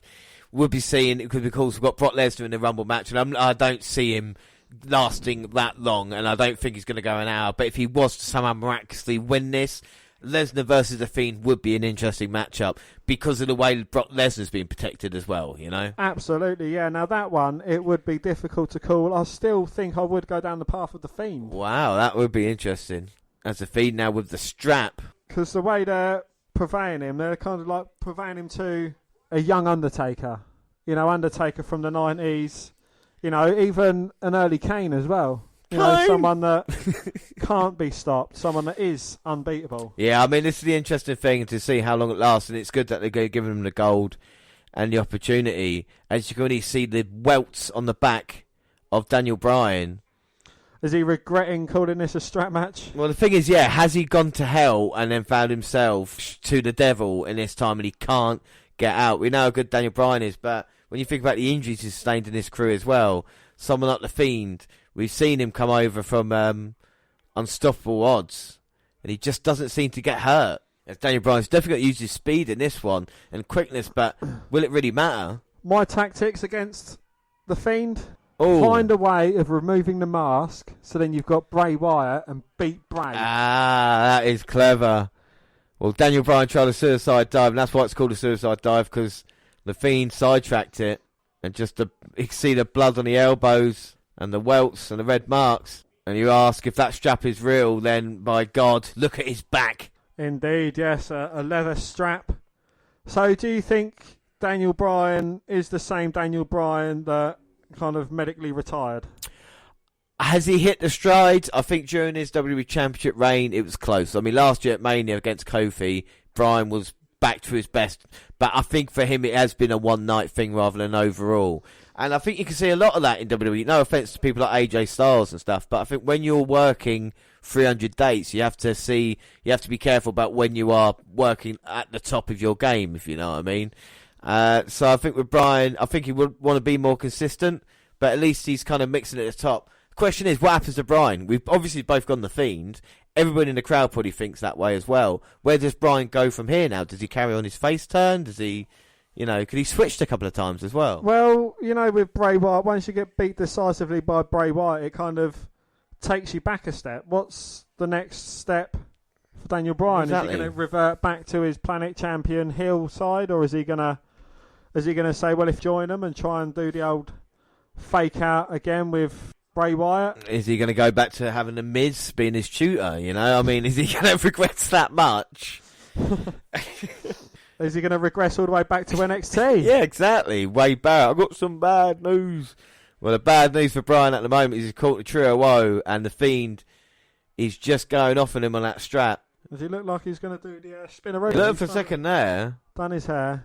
And The Fiend just enjoying this so much. Well, him and Bray Wyatt are, because of course they are two different people. Yeah, well, Bray Wyatt's probably watching somewhere, enjoying this, along with Husky Harris. Yeah. And The Fiend just slams him down. Uranagi rips his neck. Goes back to whipping Bryan. Is that a vegan leather strap? Well, I don't know if it feels good for Daniel Bryan. It's a cool mask, though. There's no doubt about it. It's one of the best masks we've seen. Very horror movie-esque, isn't it? It is a horror movie-esque mask. But what do you reckon? Who had the best mask, though? Him or Kane? I think... Then again, the first Kane mask was really cool. It was like Man in the Iron Mask type shit, wasn't it? Yeah. Do you know what I mean? Whereas The Fiend is kind of... I think it's just a cool design. I think if I was going to have one up, do you know what? I might have to go Kane over The Fiend. Yeah. But then again, something like a Mysterio mask is like different, but I think would probably be better in a weird way. Yeah. Or Ligero with the horns as well. Jushin Thunder Liger we saw calls for tire. Indeed. Maybe he can send us one of theirs if he's listening. I Konnichiwa. think I'd go for the Mankind mask, personally. Oh, Mankind mask is cool. There's been some good masks. Oh, Daniel Bryan, though. Hits the running knee into cover. 1, 2. No. Oh. The Fiend managing to kick out. Oh. Sometimes it's nice to talk. After that Rumble match, it's nice to have like and then suddenly the action breaks out. Oh, wait a minute. Daniel Bryan's kind of giving himself a lifeline. And The Fiend was in a little bit of trouble there. But even though it was Daniel Bryan kind of suggesting the strap match, it doesn't give him his running ability, because he can't run from corner and back. He can't reach all the way across from corner to corner. There's only like a 3-foot difference between the two, but Bryan's going to risk it. Jumps over the ring post, sends himself towards Bray Wyatt. Bryan with the right hands to The Fiend. As Bryan was punching the Fiend in the head, and he just chucks Bryan off. Throws him into the steel steps. And any advantage Bryan had, it's gone now. And now The Fiend again sending Bryan back in the ring. Well, I think he was looking for the ring post. Bryan avoided it. And then he went through the ring. Or not through the ring, but around the ring post. And he's sending The Fiend face first into the post. Third time. And he's just continuously trying to break The Fiend. And Bryan, this is the best strategy he can do. And usually I won't say this, but I think with the Fiend, you're going to have to use weapons as well. You're going to have to use everything at your disposal. As Daniel Bryan looks to jump in your house. There's a replay there, taking out The Fiend. But you've got to keep on The Fiend as well, as he comes off the top of the knee now. But The Fiend just comes bouncing back off the barricade. The clothesline turning Daniel Bryan inside out, right on those mats. And Dan, you know how thin those mats are. Those mats are mere millimetres thick, and then underneath it is just concrete. And they are really unforgiving. They offer literally no protection whatsoever. And just after a couple of minutes of Daniel Bryan, the Fiend just in complete control now. And it's like he's trying to break his spirit, not only his body. And now the announce table coming into play. And the Fiend, I think he could beat Daniel Bryan at this point. At this moment in time, I just think he wants to hurt him. Yeah, I mean, I think the Fiend wants to send a message to anyone else thinking of coming after his title as well. This is a message to the winner of the Royal Rumble. You step into the cage with a Fiend, this is what you're going to get. And I think it's different to anything we've seen before, like I said, as a champion. He just wants to end it. Well, there's one place that the Fiend cannot shake off injuries, and that is 4, 5. There's only one man who that shot doesn't hurt, and it's not the Fiend. It's Joey Ryan. Oh! And Brian DDTs the Fiend onto the announce table after 5 kicks to the nuts. Holy shit. He kicked him right in the Firefly Funhouse. Take that mask off, Brian. Look, there's a straps there. Rambling Rabbit won't be having carrot tonight as Daniel Bryan now with the strap. And now payback is a you-know-what. What? Cunt. Brian. Oh, my God. Well, he's using that strap-on Bray. And he's just hurting the back of the Fiend with that. Wearing him out. Must have hit him at least 10 or 15 times. At least 15 or 20 times. And the tide has maybe turned the Fiend right to the face. I think this is the most the Fiend in after getting kicked in the nuts. Well, Daniel Bryan, any move at his disposal, and that's what he's used here tonight. Oh, and Bryan was going to go up, and then he realised the strap was in the way. And like I said, it's becoming a bit of a disadvantage as he's off the second rope now. But a beautiful drop kick, and managing to kip up. And Daniel Bryan now, with the Fiend down on his knees, are we going to see the Bryan with the Miz kicks? The yes kicks, not the it kicks. The shit kicks. Oh, and a kick and a strap to the face. Kick strap. The old kicky strappy. The old kicky strappy to the facey. And Bryan with a final follow-up kick to the head. Fiend. Oh my God, but not for long. He beats his chest and calls Bryan out. And he says, is that all you got? And Bryan with a strap across the head and a kick to the head. And I think the Fiend maybe likes the pain a little bit, as we've seen. Now Bryan with the arms. Simple but effective. Just stomping away at the Fiend's face. Well, it's target area. If they're off, the rest will follow. Unless it's a chicken and they run around for about 5 minutes. Yeah, well, the Fiend probably would run around for about 10 minutes. Still managed to get the victory. And here comes Daniel Bryan. Is he going to be Universal Champion? The crowd are behind him. The yes chants. Looking for the running knee. Oh! No, Bray just throws him over. Sister Abigail. No! Somehow Bryan managing to kick out. And the Fiend cannot believe it. I mean, this is the first time we've seen the Fiend in actual shock over not being able to put someone away. And that just shows the toughness of Daniel Bryan taking the Fiend's best shot and still being in this one. Well, I think the Fiend is kind of giving himself a bit of a pep talk, telling him how to continue in this match. Well, dueling chance of the Fiend and Bryan. And Daniel Bryan might not have long left in this matchup. He might not have long left on this planet. Oh, the straps, shots continue as Daniel Bryan could barely get to his feet. Oh, and maybe one last fight of act of defiance with a slap to the Fiend. The Fiend responds though. Oh, Bryan managing to get the feet up. Oh no, the Fiend catches him. Mandible claw as Bryan sat on the top turnbuckle. Mandible claw could be it, but Bryan now trying to get into a triangle. And now Bryan just trying to drop down with the arm. Well, the Fiend screaming, but the Mandible claw is so strong. The Fiend is actually bringing him back in the ring. Fucking hell. Now to the top, still with a Mandible claw. And now this could be Coitons for Daniel Bryan. Bryan's got the arm for the label lock. Well, he's turned it somehow. And now he's got the strap as well. Go on, Bryan. And now the fans realise Bryan's got this. Strap in. The mouth of the Fiend. The bell lock locked in deep. And the Fiend's eyes. That looks really fucking mental the way it's in the mouth of the mask as well. The mouth. And the Fiend's managed to turn it round. That was cracking visual. The Fiend though turning it round and just shots.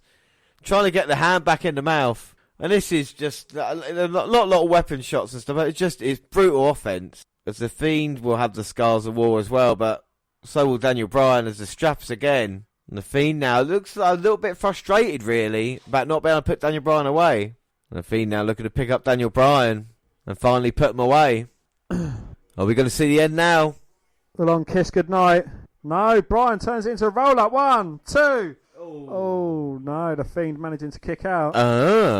Bryan with the running knee. Bryan hits it. Is he going to go for the cover? 1, 2. Oh. No, the Fiend managing to kick out. And even though you're still on for perfect score, if Daniel Bryan wants to win the Universal title, there's a moment we would want to see. As Daniel Bryan's so close there, can he do one last thing to get it over the line? And Daniel Bryan giving it his all. And Daniel Bryan with all loud, like a la Ultimate Warrior. Getting all the fans. Fiend pops up on his side. Oh my God. Well, what can you do about that? He's behind you. Oh no, he isn't. Oh yes, he fucking is. Look at the Fiend. He's got a smile on his face. And now Bryan just whipping away with the strap, but the Fiend no-sells it. Locks in the mandible claw. Bryan doing what he can to fight out.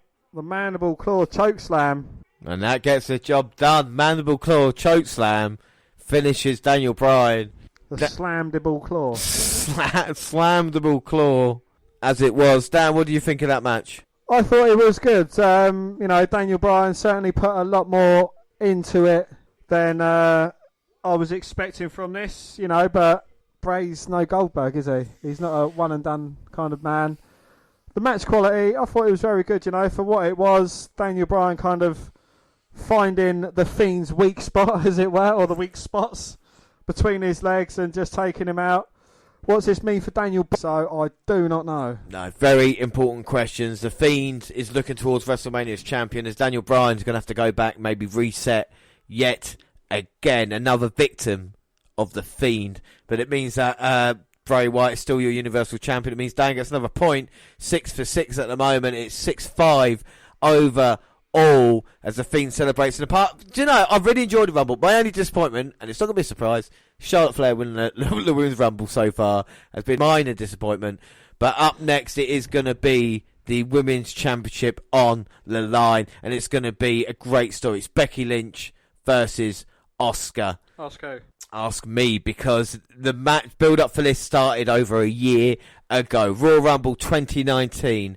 Asuka defeated Becky Lynch a month after beating Charlotte Flair and Becky Lynch in a triple threat ladder match and winning the Women's Championship. She has had Lynch's number since then. Previous TLC last month, it was Kairi Sane and, of course, Asuka winning again against Lynch and Charlotte. She's got her number. Tonight, Lynch needs to overcome it. A year ago, Becky Lynch won the Royal Rumble after losing to Asuka, and it was one in a role unlike any other, not even woman, superstar has been over the last year and a half. So tonight she's got to put up or shut up. Has Asuka, who we know is undefeated, how great Asuka is. Lynch has got to beat Asuka and prove to everybody she can, and then maybe she can go to WrestleMania to be as a champion for a year. It's a great build-up. Quite rightly, I think, they're kind of, not the main event, because obviously the men's rumble is going to be, but in this position, Becky Lynch has proven it time after time this past year. You can put her in a main event or co-main event, and she sells it. She's still the top-rated thing on Raw and on SmackDown. And as for Asuka, an incredible talent as well. This has all the makings for a great matchup. She's got a tag team partner by her side, going to help out things for Asuka, or is it kind of the green mist that she's brought into matches now? It's the completely side of Asuka that we saw in NXT, the cocky side and everything like that. She's bringing it into a hole.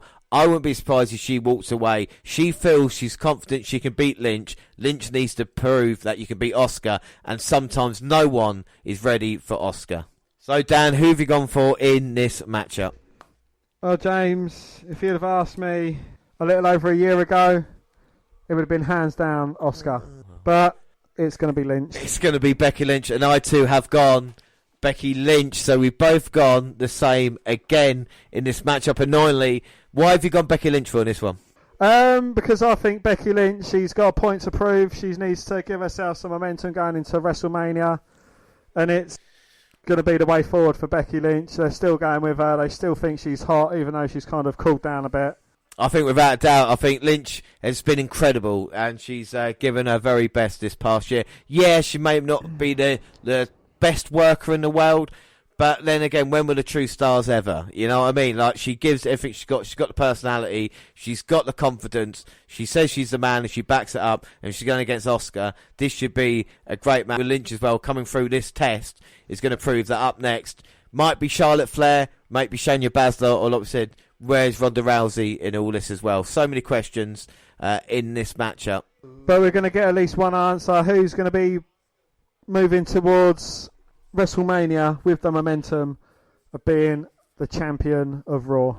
So here we go. We're going to get the introductions. Of course, Kari saying, I said, with the advantage at ringside, don't agree, miss.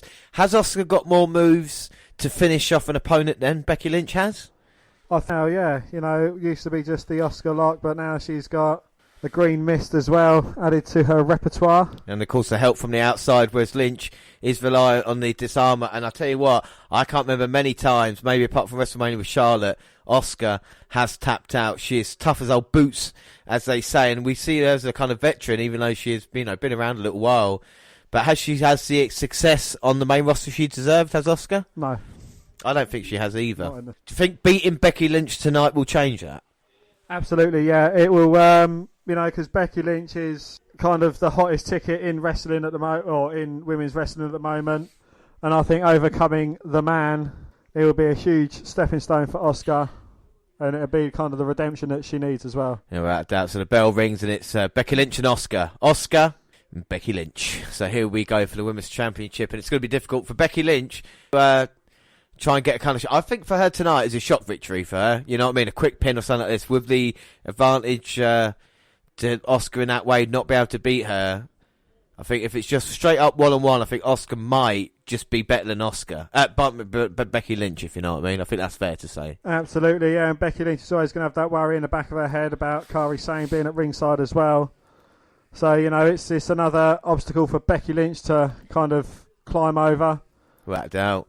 I think one of the most important things, especially in WWE as well, and of course in wrestling, is your kind of your track records and your kind of confidence as you go into matches. And with Becky Lynch, you think about she's been on top now for nearly a year, or over a year now, ever since her moment Survivor Series a couple of years ago, and she's kind of just grown as a performer. This is not the same Becky Lynch as it was last year at the Rumble when she faced Asuka, is it? No, and as Becky Lynch has been rising, Asuka's kind of like been slowly declining. I think without a doubt, and I think with Lynch, with the people that she's been involved with, feuds with Lacey Evans and such, she needs fresh faces. But this story of Asuka, I think, needs to be told. It'll be interesting to see, because Lynch is full of confidence in this matchup. Now she's going to try a baseball slide, but Asuka catches her, swings her around, and then a kick right to the shoulder. And with Asuka, she's definitely got some of that cocky attitude that she had in NXT, taking her. Well, do you think Asuka kind of needs to go against and lose to The Fiend to kind of reset her back to the NXT days? I think it's a possibility, maybe. Asuka says she'll be open to go back to NXT at some point. She went in for the butt bump there, but Lynch moved out of the way, had the arm for a couple of seconds, and now going up top. Into a seated drop kick off the top. No, Asuka's not going to go down that easily. Well, Lynch may be getting a little bit frustrated. I'm thinking I was going to try and put away early. Asuka, is as strong in the later goings of matches as she is in the early goings of matches. And Lynch will definitely know that. I'm going to try and work on the arm. Catching Lynch, swinging neckbreaker through the top and second rope. Like a whiplash to Lynch's head. And you see how Asuka did that then. There was no kind of worry about getting out of it. She kind of slipped out the move and got Lynch exactly where she wanted her. Absolutely. Just with the kicks to Lynch. Lynch grabs the leg of Asuka, now responds with her own forearms. And I think Lynch is definitely improving her striking in recent times. But Asuka there beautifully managed to go to that second turnbuckle, turn it round into a dropkick, goes for the cover, but Lynch was shoulder up at 2. That's another great thing about Asuka, you see there as well. Always taking advantage of the counts, even if she's good or bad. Always any advantage taken in a match, and a shining wizard. But again, Lynch managed to get the shoulder up. And Asuka's just on top of Becky at this moment in time. But there's nothing you can do when Asuka's on top form. We saw it back in NXT. There's not a lot you can do to stop her at that point. No, you just got to kind of weather the storm, hope Asuka slips up, which she very rarely does, especially when she was back in NXT. And kind of season opening there. Yeah, because the thing is, overconfidence is not the key with Asuka. She thrives on that. Like, to talk about simple mistakes, and she's made more on the main roster than she ever did in NXT. But against Lynch, she's been near perfect. As Lynch now just trying to break free, get some separation. Irish Whip reverse, Asuka comes running in. Oh, Lynch manages the elbow up to Asuka as she comes charging in. This could be the break that she needs. Asuka with a back bump, but Lynch again with the feet up. Hits a running bulldog. And there was only the slightest of opening that Asuka gave her, but Becky Lynch took it with both hands. And you can see Becky Lynch trying to press the advantage. A drop kick goes for the cover, but Asuka shoulder up at 2. And Carby saying at ringside as well, looking on as Asuka backs up into the corner, maybe trying to get Lynch to come in, but instead gets caught with a forearm and sent in the opposite turnbuckle. Asuka sends Lynch to the outside, but Lynch a kick. Now both women on the apron. Kari Sane's in the background now. You got to keep an eye out for her. There's Lynch looking for the Bexploder on the edge of the ring apron. Asuka holding on to the top rope. And now Asuka on the outside trying to German suplex. And Lynch holding on for everything she's got. And both women struggling now. Lynch with a back elbow and now's got Asuka up. Oh, shit. Asuka pancaked them wafer thin mats. And what a suplex by Becky Lynch there. Well, that will definitely turn the tide. Asuka came crashing down. And it's definitely going to hurt her ribs.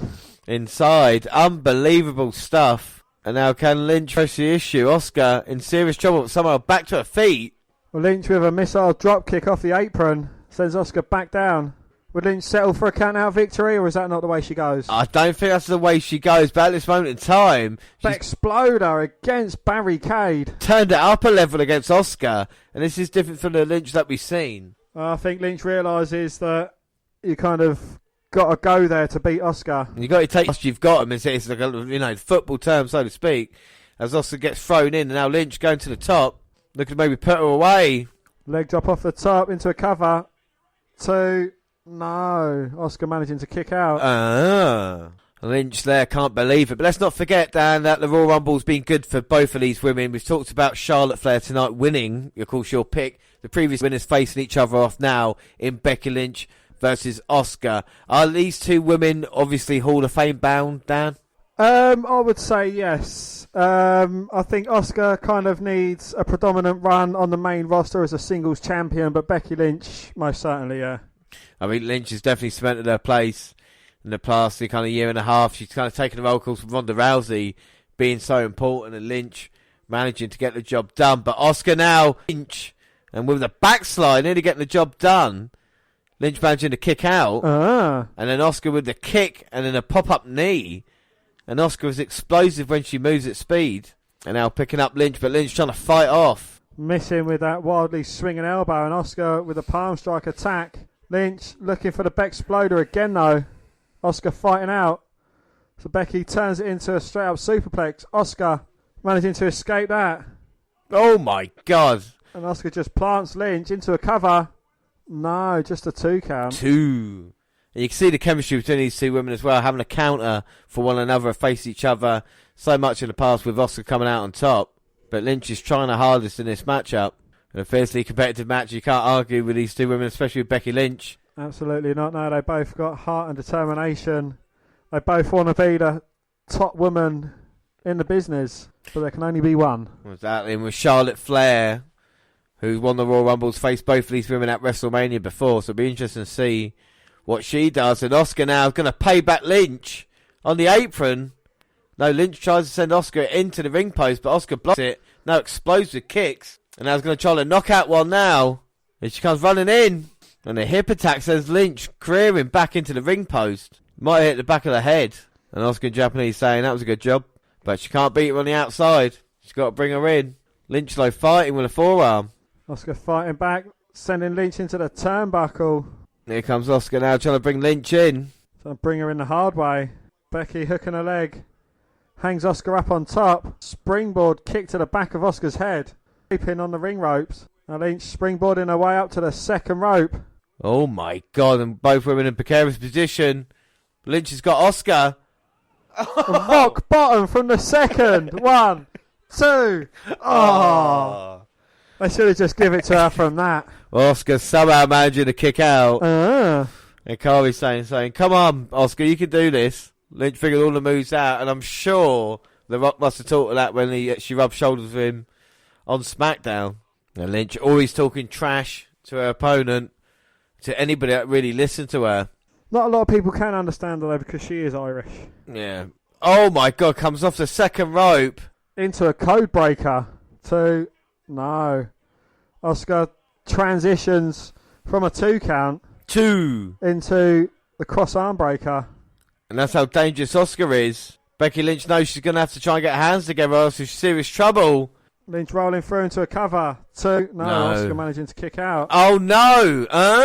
Into the Oscar lock. And exactly the same as last year, Lynch tapped out. But no, Lynch managing to get a foot on the bottom rope. Maybe she's got a little bit bigger, a little bit stronger. Managed to get to that bottom rope. And now Oscar's going to pick her up, German suplex. Slams her down. And now it's Oscar with the kicks. Viciousness. Got Becky Lynch on her knees now. Looking to press the advantage. I think Becky Lynch may be out. Referee's backing up Oscar to check on Lynch. Well, you should be allowing this. You should be letting Oscar try and take advantage. And Lynch might be in a bit of trouble here, but surely it would mean Oscar would win, though. Well, don't call me Shirley, but I don't know if knockouts count, but that was a huge kick to the jaw of Lynch. Well, Oscar always leaves a few receipts, and if Lynch is busted open or whatever it is, should be allowed to continue this. Oh no, and the referee looked to be calling it off, and Lynch saying no. And that's showing the toughness of Becky, saying she won't quit. And Oscar might have her right where she wants her. Shot to the chest, but it seems to be firing up Becky Lynch now. She's asking for more, so Oscar gives her more. Into a cover, Lynch managing to kick out. And what looked like the knockout kick. And Becky Lynch is still in this one. And is Oscar getting frustrated? She thought she had the of Becky Lynch. Just moments away from having this match stopped. But Lynch, the ever-defiant champion, which you love to see. But this might be the end of her reign as Oscar now looking to put her away. Trying to get the Oscar locked in. But Becky rolls through. Trying for the disarmer. She got it in and Oscar blocks it again. But Lynch now gets it. Oscar though rolling up Lynch. No, Oscar managing to kick out. And then Oscar Lynch still going for the Oscar lock. Oscar went for the kick. Lynch managing to block it. And then a reverse DDT by Lynch with just a shoulder across Oscar. But no, Oscar get the shoulder up at 2. 2. And Kari saying at ringside, concerned for Oscar. Lynch, even though Oscar's been giving her best shots, is still in this match. Referee starting the count. I think Lynch actually wants to beat Oscar. I think he's frustrated at only out of a result. And Oscar now just grabbing hold of Lynch and vice versa and putting themselves up in the middle of the ring. There's definitely 2 warriors here. And Oscar now, big punches, went for the back fist, missed. Becky Lynch went for the disarmer. Oscar though sending Lynch into the referee. Went for the miss, but Lynch blocked it with a kick. And now got the disarmer in. This could be it. Well, the miss didn't work. Oscar got nowhere to go. And she taps out. Oh my God, Oscar tapping out here. Becky Lynch finally gets the job done. Finally. Beating Oscar at the Royal Rumble a year on from defeat. She now taste the sweet, sweet victory. Unbelievable stuff there. And what an absolute great match that was as well when you think about it. And the story it told of Lynch being a warrior. Referee could have stopped this for Lynch, but she still continued. And then right at the end, the most important part of the match was when the miss was going to be used with the referee distracted. But Lynch managing to reverse it with the kick and then finally get her in position for the disarmer. You wonder if some of the mist actually went back in Oscar's face as well. Well, by the looks of it, Oscar's face is covered in mist. And that doesn't look good, but unbelievably, disarmer locked in and Oscar, again in a big high-profile match, tapping out. Dan, what were your thoughts on that? Yeah, it was a match that kind of had everything you wanted in a match. You know, you saw the determination of Lynch, you saw kind of like the dark side of Oscar trying to overcome at any odds, but still succumbing to the disarmer. I was kind of expecting more of Kari Sane kind of getting involved and helping in Oscar's favour, but it was more of kind of not really. Yeah, Lynch gets the job done. Unbelievable stuff here in that matchup, and it means as well that after that, Dan, you are 7 for 7. You are on for a perfect score. Just one more match to go. I am 6 for 7, And our last match is the main event, and of course it is a men's Rumble match. So the same rules apply as earlier for our mini games. We've got new top 30, and of course the most participants said in this one as well. Now, Dan, do you want to say who your pick is for the Rumble before we start, or do you want to announce them when you see them? I'll announce them when I see them. Okay, and well, I think everybody knows who I've gone for in this one, but of course I'll announce when I see him as well. Of course, Final Four surprise. Unfortunately, my surprise is Booker T, and he's on commentary at this moment. But we start off with the numbers, and we definitely know who's number one, Dan. We do. We get a point. Well, we get a point for that. I've gone Lesnar number one, and Dan, I'm sure you have as well. I have not gone for Lesnar. I've gone for Brock. Oh, you've gone Brock. Oh, that is slightly different, but still takes place. So Brock is, of course, number one. So we both get that right. And I think for number two, as Brock Lesnar comes out here, we don't see... They're saying we've never seen a WWE Champion in a match. We have seen a WWE Champion... Roman Reigns, who came out at number one as well. So, you know, we have seen that. That was, I think, our first Royal Rumble we had on the WNR podcast. But we've had a bit of history, because earlier tonight you got the Women's Rumble right for the very first time. I have not got a Men's Royal Rumble right since we have started this podcast. I've got the Women's right the last 2 years. That's wrong. Obviously, Dan's on for a perfect score as well, so if our picks are the same... It matters not. But mini games, number two, Dan, in the Rumble. So we had a long, hard think about this. Who did you go for number two? Rey Mysterio. You went between Lesnar and Mysterio. I went Cain Velasquez. And one of my eliminations is Cain Velasquez eliminating Brock Lesnar. Velasquez eliminating Lesnar is also one of my eliminations. But apart from that, Lesnar's not featured in any of my other categories. Is he featured in any of yours? Most eliminations and man. Oh, wow. So we'll see what happens with Brock Lesnar in this match. We'll see what happens with the numbers and, of course, how many wrestlers we got right. And we'll see who's number two. Oh, my God. It is the guitar-playing douche, Elias. Well, Elias coming out here wants to play us a song. Who would have thought Elias at number two? Lesnar looking on, befuddled. Are we going to hear a performance from Elias? Well, Elias taking his sweet-ass time coming out here.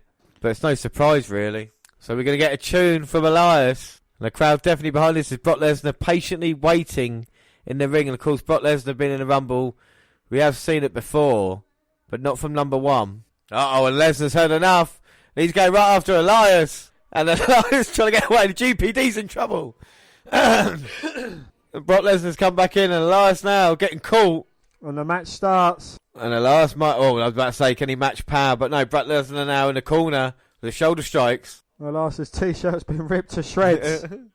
Well, Brock Lesnar is not messing around at this moment in time.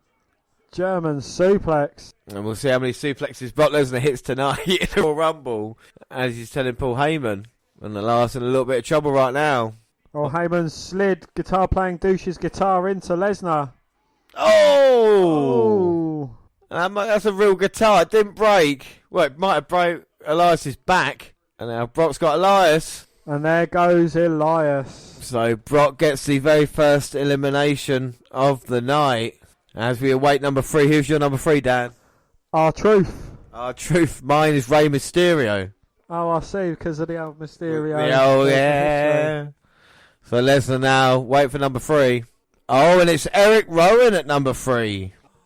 So Rowan's coming out here, and he is, of course, number three. And what is in that bag, Dan? I mean, what do you think's in that bag? I think it is a ferret. A ferret? Well, could it be a deadly ferret he could use against Brock Lesnar? This will be interesting, because Rowan has been pretty dominant on Raw and SmackDown recently. Or is it Rowan the Snake Roberts? Well, we'll see what happens as he gets in there and takes on the Beast Brock Lesnar. Here comes Rowan. Brock with a go behind. Rowan managing to block it. And Lesnar a clothesline. Rowan is out. And Rowan there. And we have a Santino. That was pretty quick. And Brock Lesnar. Very quick. Well, if you've got Brock Lesnar for most eliminations or longest in the Rumble at the moment, this is great strategy for him taking out one by one. I have. You've got what? Most eliminations and Iron Man. You're Brock kidding Lesnar. me. No. Well, we'll see how long Brock Lesnar lasts. Fuck, I just realised. What? Yeah. So who will be coming out next? Number 4, I've got Kane! Kane! Not Velasquez. I've got my surprise, Booker T. Who's it going to be, number 4? Oh! A sacrificial lamb. I actually haven't got the glorious one in the Royal Rumble. Really? Well, Rude is here, number 4, and I'm sure he'll put up a fight. Yeah, I mean, you know, Bobby Roode, former NXT champion, a very glorious man indeed. So we're talking about Oscar needing a reset from The Fiend. Does Robert Roode need a reset from The Fiend as well to take him back to his NXT days? Well, at this moment in time, he's a lackey, isn't he? You know, alongside Baron Corbin. It's not the best place. Let's see what he can do against Brock Lesnar. As he comes in now with right hands, and already he's beaten Rowan's time. So you're saying a lackey's not good, like, say, Buddy Murphy? Well, no, different circumstances, isn't it? Buddy Murphy hasn't been up and won those championships just yet. As Brock Lesnar with a clothesline picks up Bobby Roode. First F5 of the night, and Roode is dead. And Roode's in a little bit of trouble now, not going to lie. Well, Brock Lesnar has been pretty good so far. And as he sends Bobby Roode outside, Lesnar has eliminated 3 people. So that looks good. And he's standing towards you, number 5, who is Otis Dozovic. John Morrison. As we await, who is number 5? Yeah! Oh! And John Morrison comes out number 5, just like I predicted. We will see what Morrison can do. And he is not my pick to win the Royal Rumble, but he is now in a match against Brock Lesnar. And Brock Lesnar down looks to be smirking. No, James hasn't got a cigarette in his gob. He's got a smile on his face because he knows it's another sacrificial lamb. Oh, what can Morrison do? Goes for the kick, but Lesnar with his own weird kick. And then Lesnar guts hold of Morrison. Belly to belly, overhead suplex, and Morrison is done. Oh my God. And Brock Lesnar celebrating with the WWE Championship. 4th man eliminated in at number 1. Well, Dan, it's no wonder you're happy at least. Was Brock Lesnar your pick to win? No. No, but still most eliminated. I mean, he's on 4 right now. No, James. He's on fire, baby. He's not on 4, he's on fire. He's on fire as we await number 6 to come out. And who could it be? Kofi Kingston. You gone Kofi? Yeah. I've gone Kofi as well, weirdly enough, number 6. So who's it going to be coming out? Yeah! The New Day member is Kofi! We both got Kofi! Yeah, boy! Yeah! So Kingston coming out. We're already doing better than we did in the women's rumble. Indeed, yeah. So it's going to be Kofi. Kofi's retribution now against Brock Lesnar. Let's not forget, 8 seconds it took to beat him on SmackDown. Kofi's not having that now. Can he last longer than 8 seconds? Can he eliminate Brock Lesnar with the kicks? The crowd want him to do it. Well, Lesnar just powers Kingston up, sends him into the corner. Oh my God, Kofi in a bit of trouble now. When the fans desperately behind it, I would love it if Kofi would. I would love it if Kofi was to eliminate Brock Lesnar right now. The pop it would get, the moment to make up for everything. Oh, German suplex. It doesn't look like Kofi's going to be eliminating anything tonight. Oh my God! And Brock just like that turns the tide, doesn't he? Every time Brock Lesnar just takes that advantage, slows it down. To credit, it's probably his longest match he's had for quite some time. It has, yeah. Until the critics say he doesn't show up. Or doesn't perform well like you have and I have over this time. He's got to prove us wrong as he got Kofi up. Number 7, my man, Rick O'Shea. I've gone R-Truth. It's Rey Mysterio. Oh, so Rey Mysterio coming out. And you talk about his problems with Brock Lesnar, the reasons why we went for him. Now him and Kofi Kingston have so much bad blood with Brock Lesnar. Well, we thought he'd be out early to face Brock Lesnar. And this is the first time that Lesnar's kind of got 2 people to go against. Well, yeah, exactly. And now they're going to team up, try and pump away Mysterio, trying to go low. Yeah. But Brock Lesnar just up and pushes Mysterio down. And now Brock just sending Mysterio into Kofi. And now Brock has got both Rey Mysterio and Kofi Kingston. Just gives them both a short arm clothesline. I mean, don't get me wrong, they are small guys, but, you know, they're not the small guys. They're both former WWE and World Heavyweight Champions in their own right. And Brock Lesnar... Former Royal Rumble winner as well. Exactly, and Brock is just playing with him. And you wonder what can stop Brock Lesnar at this moment in time, the way he's going about it. The easy picks up Mysterio, just throws him across the ring. And Brock's definitely feeling it here tonight. And Lesnar has been dominated so far. Now he's got Kofi again. German suplex. I think Ray's not been thrown over the top rope, but he's out of the ring at the moment. Well, this has been, you know, we talk about Brock Lesnar, but so far, it's a great strategy for a Rumble match Not many men can pull it off, and Brock Lesnar is pulling it off hard. So we wait for number 8, Dan. I've gone for Rowan. Oh, you gone Rowan? I have gone for Ali B. And it's Big E. And the big man, I mean, this will be an interesting matchup to see Big E and Brock Lesnar. We know how great Big E is on Twitter, but how strong he's in the ring as well. Well, he's got a lot of strength and power. But instead of there, he's going to kind of rally the troops and say, look, you know, it is going to take 3 of us to take this big man down. Well, that's clever. And Brock Lesnar now might be a little bit worried because you've got the strength of Big E and, of course, the speed and quickness, Mysterio and Kofi and all that bad blood. And now 3 men coming in to get Brock Lesnar. And they're beating him down. But Brock somehow fending them all off. Just pushing them away at points. Trouble in paradise. Brock got caught. And now Big E position. Oh, picks up Brock. Big ending. And Brock drapes himself over the second rope, but Rey Mysterio's in the ring, so that's not going to end well. 619. And is this it now? Brock in trouble. Big E now running. A huge spear into the corner. Goes down. We can see a bit of poetry in motion. Oh no, Mysterio gets caught, thrown over the top. Oh no. Oh my. Kofi gets clotheslined down. God. Brock Lesnar jumps off Big E, clotheslines Kofi. Takes Big E out. Oh my God. And now it's just Brock and Kofi. And that is Brock's 6th elimination. Brock Labstar. And Kofi now. Can he do anything about it? Well, that was my lucky number. Oh, and Kofi Kingston has just been sent over the top. There will not be a history-making part for Brock, who's just eliminated his 7th man as we await number 9. Dan, who have you gone for 9? Tucker. You've gone Tucker. I've gone Elias. It's Cesaro coming out here. Yeah, lucky numbers, Dan. Yours was number 4. Yes, mine was Robert Roode. The only thing he achieved was being the first recipient of an F5. Yeah, so, and now Cesaro coming out. And this is a matchup people wanted to see, Dan. Cesaro versus Brock Lesnar. You've talked about Cesaro with championship opportunities in the past. Now he's getting a shot, and he gets a few uppercuts away. Upper what? But Brock just collapsing Cesaro there. Big suplex. Clothesline over. Cesaro's gone. Cesaro's gone from this Rumble. 8th elimination from Brock Lesnar. What do you think of Cesaro's in? Absolutely outstanding. I mean, I was glad he achieved nothing. Well, 8 eliminations is pretty incredible. And Brock Lesnar standing tall.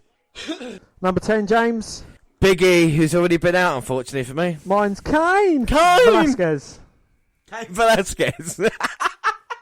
And it is Shelton Benjamin. Whoa, well, we weren't expecting to see Shelton Benjamin in the Rumble. Rumble. Minnesota teammate of Brock Lesnar. She was. Minnesota Wrecking Crew back in our wrestling day. But it'd be interesting that we are a third of the way through the Rumble. This Rumble has been flying by so far with Lesnar dominating. Will this change now? Brock seems happy to see Benjamin, actually. Well, Paul Heyman seems happy to see him as well. Handshake and a hug. Does Brock need Shelton Benjamin by his side, or is it just a ruse? Is he in cahoots? Cahoots. Well, at this moment in time, right, Lesnar's been there for a little while. He's sweating a little bit. Maybe he needs a little bit of a rest with the next couple. Maybe it makes sense. And look at this. Oh my God, look at the sweat come off Lesnar. And a big hug. I think Shelton Benjamin's relieved that Brock Lesnar went in for a hug and not a German over-the-head suplex. Well, they're friends, Dan. You know, friends remember these type of things. They'll be there for each other. And this will be a pretty deadly team. And Lesnar, look, he's just happy to see Benjamin. That's nice. It is nice to see. It is indeed, yeah. As we wait number 11 to come out. And no! Oh!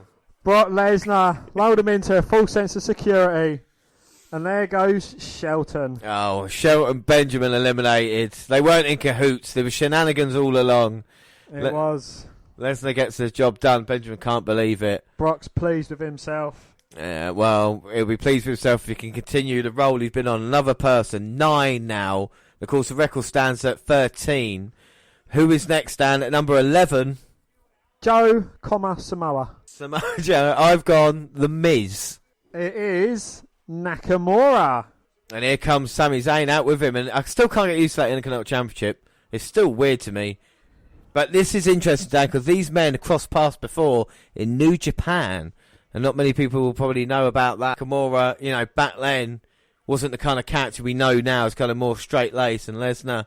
And that's why you see in the look on Brock's face as he comes out. Unlike the other ones, he means business. We know how dangerous Nakamura could be. Of course, the Royal Rumble winner in 2018. He won it at number 14, and today he's coming out at number 11 as he's looking to put Lesnar away with the kicks. And he downs Lesnar. And will he be looking for it, Dan? Is it time? Kinshasa! Oh, no. Brock picks him up, places him out. Oh, my word.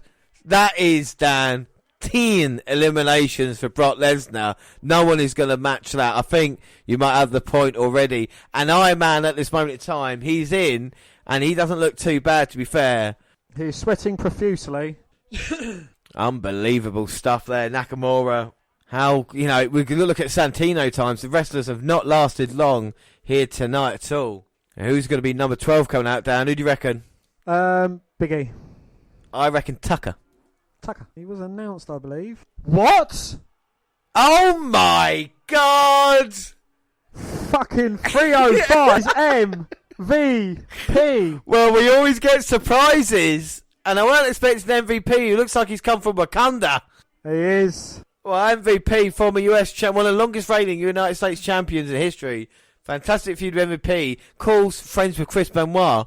He is here at this Royal Rumble to go one-on-one with Lesnar. Are you surprised, Dan? Was he one of your surprises? He wasn't. No, my surprise entry hasn't come out yet. And mine's on commentary. I'm not sure he will. But here comes MVP. We've not seen him in a while. It's been a while. Well, MVP's more interested in Paul Heyman. Oh, he's going to get him, though. The chase is on. No, Brock Lesnar's just plucked MVP. But MVP, the wily veteran, hangs Lesnar up on the top rope. Oh, now rocking him with the right hands. Nice palm thrust. But Lesnar catches MVP. Oh, this could be the end. Tornado time. F5 category. My God, and Lesnar vicious. And this is a different Lesnar than we've seen for a very long time. As he sends MVP out. 11 eliminations. And Brock Lesnar. He's tied Kane. Kane is unbelievable. Who will be next, Dan? Go on. John Morrison. I'm going to say Rusev. Machka. It is Keith Lee. And you better bask in his glory, the new North American champion. And Lesnar's face is like, oh my God. Well, Keith Lee, you don't know about him. Of course, North American champ. Boy. Bask in his glory. I didn't put Keith Lee down for the Rumble. I didn't either. Well, Keith Lee is out here after a great performance at Survivor Series weekend. Can he bask in the glory? And this is Keith Lee, a guy who had to prove himself to everybody in NXT, to us. And we've finally gained and loved him. And now he's in there against Brock Lesnar. If there's anybody that can take Brock Lesnar down, we've not even discussed it yet. Keith Lee is a man that could definitely get the job done. Absolutely, yeah. Lesnar has been Superman. Is Keith Lee his kryptonite? That is a question we're just about to ask right now. And look at Keith Lee, not intimidated, not backing off. And look at him with a smirk, Dan. Keith Lee is smirking. He hasn't got a cigarette in his gob, James. He's got a smile on his face because he sees a slightly weakened Brock Lesnar. And Keith Lee is not backing down. Lesnar. He's not basking in his glory. Lesnar saying, come on, bring it. And now the knee. Oh, but Keith Lee reversed the Irish whip. Shoulder block. Rocks Brock. Keith Lee's second attempt takes Lesnar off his feet. Boom. And that's how you get the job done. Keith Lee showing he's got the power. Splashes him in the corner. Rolls in for a second one. Huge left hand. Well, this could be a career-defining moment for Keith Lee. Irish whip again, manhandling Brock Lesnar. Oh! Men, James, a move that you love. Two men taking each other out. It's the immovable object versus the unstoppable force. Two Mack trucks. And who's going to be next, Dan? AJ Styles. Shinsuke Nakamura's already been out. Who will it actually be? Oh! Braun Strowman. Well, Brock Lesnar's on 11 eliminations. Braun Strowman holds the record at 13 at the Greatest Rumble. But the difference was, there was 50 men in that one. There's only 30 here, and Braun's coming out to prove a point. So close to beating Lesnar for the Universal title in the past. Now he comes running in and gets Lesnar. Oh, he goes after Lilo. Hey, get Lesnar. No, don't get Lee. He drop kicks him and he falls to the ground. And that's it, isn't it? Is Keith Lee gone? No, I think he went underneath the bottom rope. He did. He went under. And now he's outside and here comes Strowman. And just runs into Keith Lee. And Braun now trying to build momentum. And a clothesline to Brock Lesnar. And maybe it is Braun's time. Maybe Strowman can eliminate Lesnar and get an opportunity You would think the man who does it would get an opportunity at Mania, irrespective of who actually wins it as well. As now Brock Lesnar. German suplex to Strowman. Keith Lee's caught. Keith Lee gets thrown as well. And now Brock Lesnar again to Strowman. And now this is the performance. I mean, we talked about earlier, him throwing around Rey Mysterio and Kofi Kingston. He's throwing around people like Keith Lee and Braun Strowman. People like super heavyweights. Don't get me wrong, Lesnar looks pretty fucking tired at this moment in time, doesn't he? So, I'm not going to lie. It's definitely getting to him. But he has been in there a while. And credit to Brock Lesnar. And Brock Lesnar struggling to get to his feet. And these two big monsters in Keith Lee and Braun now bump into each other. Don't focus on each other. Take Lesnar out. Oh no, now they are, both men, just fighting the other. And Keith Lee and Braun, and now here comes Lesnar. Takes them both out. And there we go, 13 eliminations. Ties the record. Most elimination must be Lesnar now. He's eliminated almost half the field. And here we come, we're halfway through the Rumble. Lesnar can't believe it. Pete Dunne. Otis Dozovic, and it is Ricochet. And Ricochet's had his problems with Lesnar on Raw. On the Go Home show for Raw, Lesnar low-blowed Ricochet. And he'll be looking for retribution. Dan, what do you think he can do against Brock? Well, he can certainly run around, and Brock Lesnar's looking visibly tired. But just like that, Brock catches Ricochet in mid-air, and then a backbreaker, and Ricochet's coming and already is on the back foot. What a moment, though, for Ricochet at the Rumble to be one-on-one, your man with Brock Lesnar. And Lesnar might look to make quick work, but he's definitely tired, there's no doubt about that. And a German suplex folding Ricochet inside out. And Lesnar now just having a good time. We've seen him laughing, we've seen him dancing earlier. And here we go, who's next? Number 16, Dan, who are you going for? I have gone for Rusev Massacre. I've gone Roman Reigns. Oh, he's coming out a bit early. I don't like it. But my man, Drew McIntyre, and I will say at this point, Dan, I have gone for Drew McIntyre to win this. I'm not so sure now. Coming face to face with Lesnar back, he looks laser focused. Coming out at 16. And Brock looks at him, and Brock calls 13 eliminations. He looks invincible at this moment. And McIntyre, this is the moment I want. Come on, Drew. Don't back down. And you can see the crowd as well now. And Drew McIntyre just standing face to face with Brock Lesnar. And Drew saying, come on, let's do this. And Brock taking off his gloves. And what a moment. Brock's going to get serious with Drew. Oh, Ricochet from behind with a low blow. And now Drew McIntyre, Claymore! Brock! Brock Lesnar has been eliminated in the Rumble by Drew McIntyre. Holy shit. Oh my God, the crowd go crazy. McIntyre. Oh my God. He eliminates Lesnar. I said to you, Dan, if whoever eliminates Lesnar, be fucking McIntyre. Well, win or lose tonight, has just done the unbelievable. I love the fact Ricochet low-blowed in first. Bit of payback. Your man helping my man out. Indeed, yeah. And McIntyre not even focusing on Ricochet. He's dead-eyeing Brock Lesnar, who's laying exhausted and beaten down at ringside. And what a rumble it's been for Brock Lesnar, eliminate 13 people. But like you said, McIntyre looking down at him. And Ricochet, come on, Rick! Oh, Take him out! No, well, McIntyre has that. Oh, my God. 2, no. Standing moonsault. McIntyre, though, picks up Ricochet.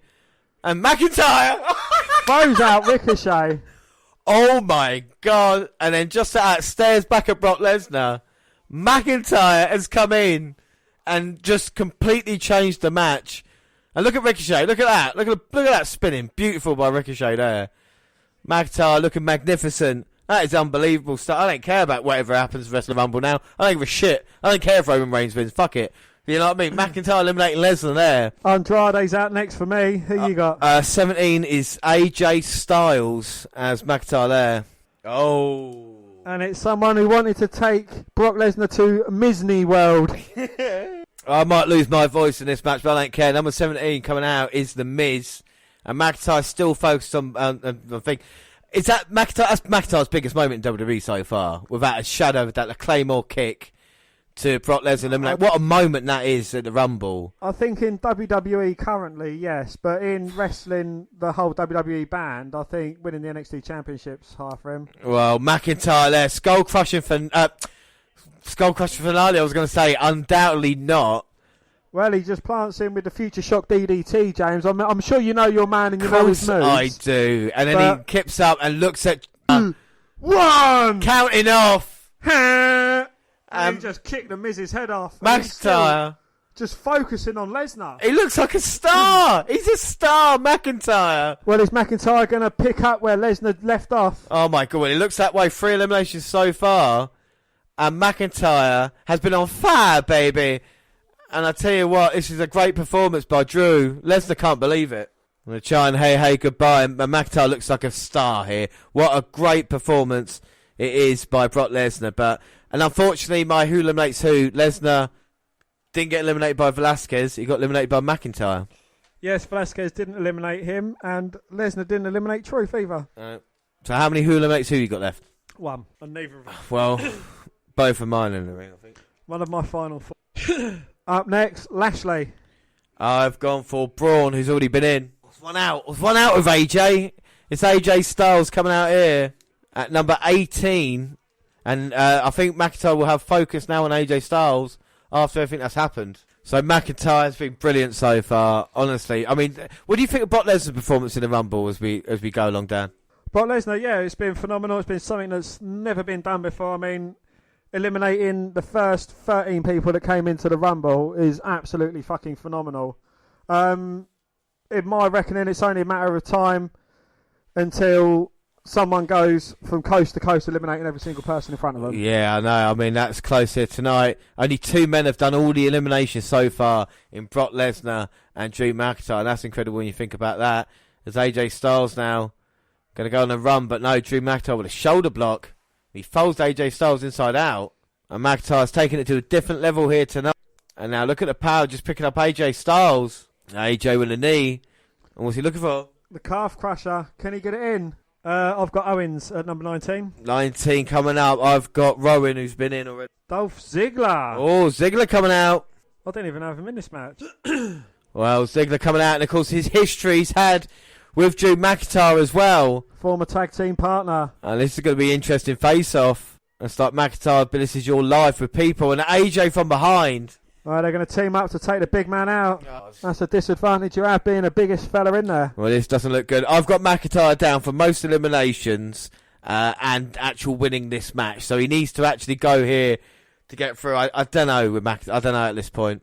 For me, it's a bit too early. I had McIntyre coming out mine at 24. I thought that was a perfect time. But maybe he'll do something as he throws Dolph Ziggler across the ring. McIntyre 23. Brilliant by McIntyre. And now he's got Dolph Ziggler. Huge chops to the chest. Well, this Rumble match at the moment is about 2 things. It's about Brock Lesnar and about Drew McIntyre. And when is he going to get tired? Of course, Brock Lesnar faded. Randy Orton next. Number 20, I've gone Bobby Lashley. Oh, it's Carl Anderson from the OC here to help his partner out, Styles. And here he comes now. And just in time.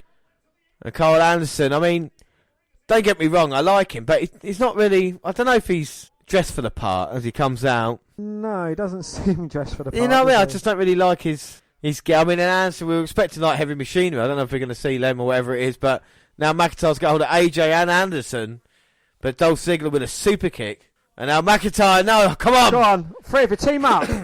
Get him. Right, come on, hold on, Drew. You can do this. Oh, and Anderson, spine bust is what he's famous for. And Styles now beating down Drew. Anderson with Ziggler. And Ziggler could be eliminated now. He's in trouble. And Ziggler's in serious trouble, but holding on. Barely. No, Barely was in a match earlier against Lacey Evans. Well, down the Rumble has flown by. We're already 2/3 through this at number 21. I've gone for Dolph Ziggler, who's already in this match. 21? I thought it was 22. It's 21. Miz, I've gone for Matt Nakamura. Oh! It can't be. It is!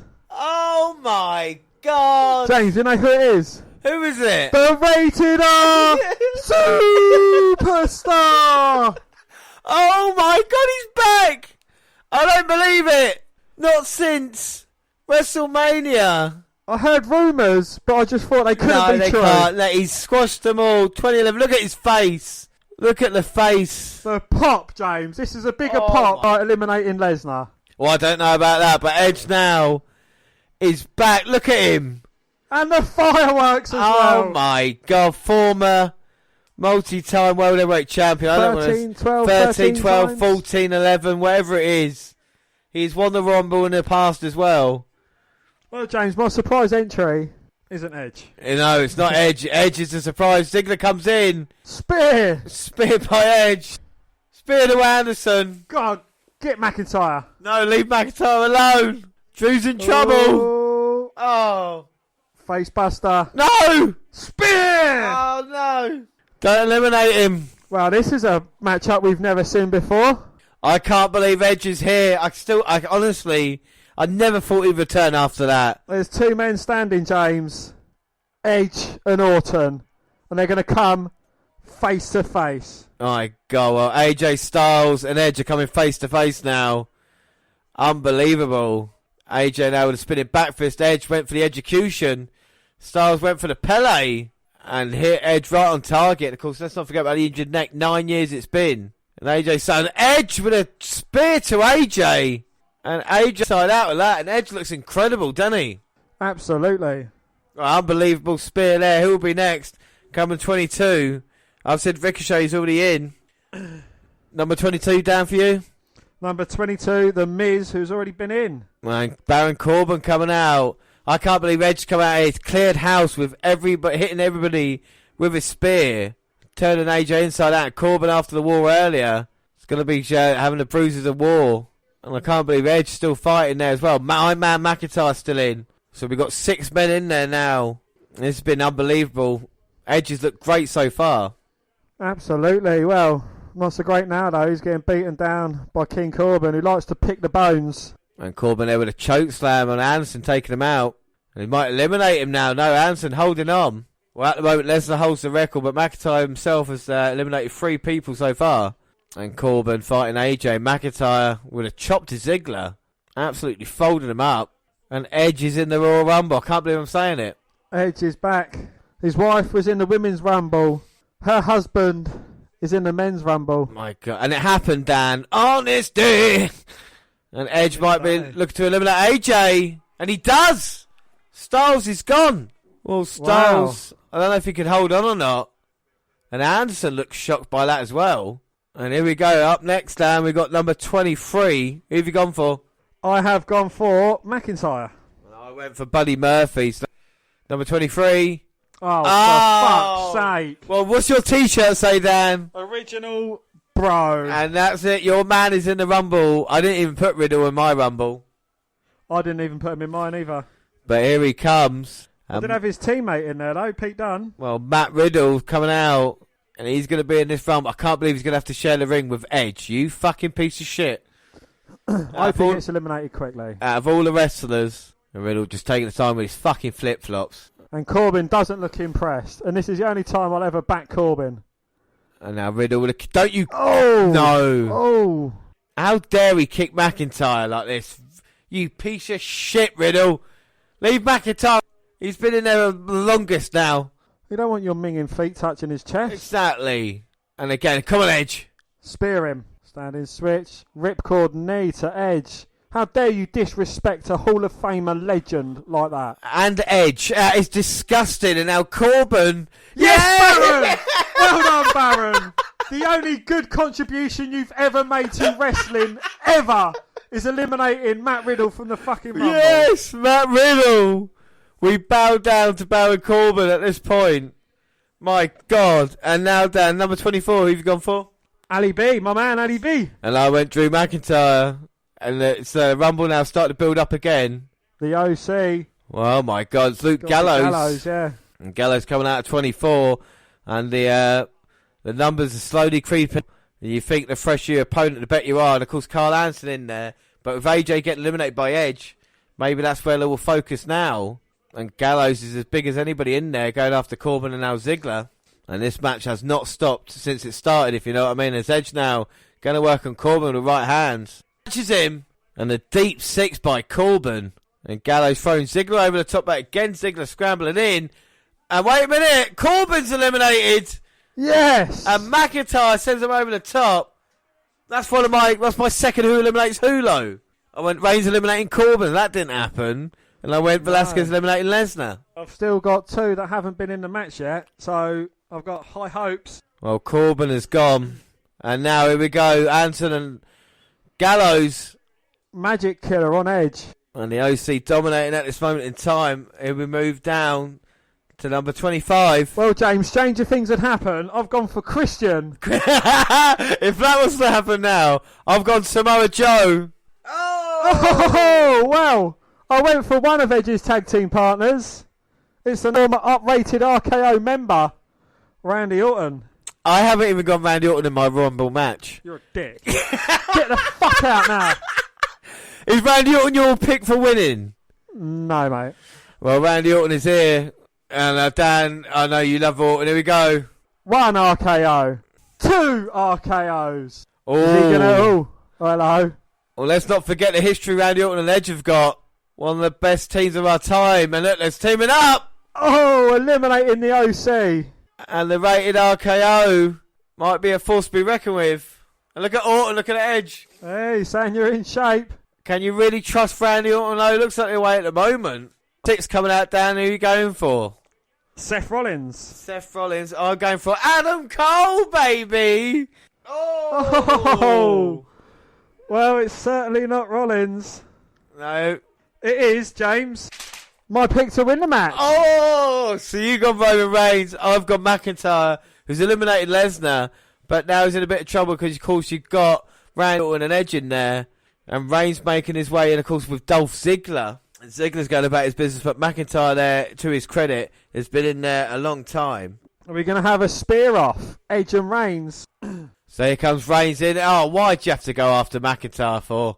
I don't care if you go after Orton. Super kick by Ziggler on Reigns, who catches it. Big right hand. And a spear. Big dog with a spear. Takes out Ziggler. Throws him over the top. And Reigns, who I've gone for as my Iron Man in this one, eliminates Dolph Ziggler. I've got McIntyre most eliminations. He's on 3 at this moment in time. And now both our picks going at it alongside rated RKO. I don't think we ever thought we'd see this in the ring. It's unbelievable when you think about rated RKO, Roman Reigns and McIntyre. And Reigns just kind of walked off that chop. Well, I've got Reigns at 27. I've got Kevin Owens as Reigns looking to get rid of McIntyre. Hey! Kevin Owens! So, my God, number one right with Kevin Owens at 27 as he comes out. It's McIntyre beating up Reigns in the corner. And then Orton and Edge just taking a break. Let's not forget Edge and Orton and Reigns have all won Royal Rumbles. Owens on fire, baby. Taking out all 4 men, and now we're going to see it. Cannonball! We're going to see it again. Cannonball! For the second time. McIntyre with a clothesline missed. Pop up. Powerbomb. Oh. And that's not good for McIntyre. Super kick to Reigns. And Owens might be eliminating him. No. Pop up blocked. No. Stunner. Stunner. Oh, but the Viper's creeping up behind him. Is all going to hit Kevin Owens. Turns him round. But walks into a stunner. And Orton hit. And it's Owens' Rumble at the moment. Coming out lucky number 27 and most winners. Number 28, Dan? Murphy. I've gone Kane. Velasquez? No, just Kane. Who's it going to be? Oh. I don't know if I got it in me. There's Ali B, Alistair Black from NXT, and now, of course, Raw, and then they go right after Owens. Sure, Matt, you've got loads of your men in there at the moment in time. Yeah, boy. Of course, I got my man, McIntyre. I don't mind Ali B as well, he's cool. Rip. Ali B jumps over Owens. Big boot. Edge standing switch by Ali B. Oh, but Edge runs into a knee. McIntyre with a Glasgow kiss. Puts the Dutch Destroyer down. Here we go. McIntyre's going to put Ali B away right now. Boom! Oh. No Claymore kick, James. That was a black mass kick. And McIntyre may be out. Well, Randy Orton and Edge on the outside. Well, Orton checking on his former teammate, making sure all is good. Well's teams. There's 6 men in there at the moment. So we wait for number 29. I've said Baron Corbin. Strowman. And it is... No, it is Joe, Samoa. It's the trumpets, Dan. Bam, bam, bam, bam. Here comes Samoa Joe, and what a number. And he throws his tail in the crowd. What a nice guy. Number 29 going right after Ali B, and what a match this would be. Absolutely. A lot of former NXT champions in the ring. Ah, Joe. And a huge kick. McIntyre's still in there at this moment in time, just waking up now for that Black Mass. And Joe, and can you believe, Dan, it's going to be one more guy who I think I know it's going to be, against these. Some of these going to win this, and what a moment it would be for some of these guys if they could get a victory. Imagine what Owens and Joe could do if they would win. It's McIntyre now. Come on, get rid of that piece of shit. No, Orton manages luckily stay in, as Owens now right to the eye, and a cannibal to Ali B. And Joe and Owens walking into each other. Two friends down in the Rumble. What are they going to do? Oh, that's right. They're going to go right at it. Owens and Joe, good friends. But the Rumble means there can only be one winner. Joe now with the atomic drop. Well, James, my number 30. Bam, bam, bam, bam. John Cena sucks. Well, you've got John Cena. I've gone Seth Rollins. And it is Seth Rollins.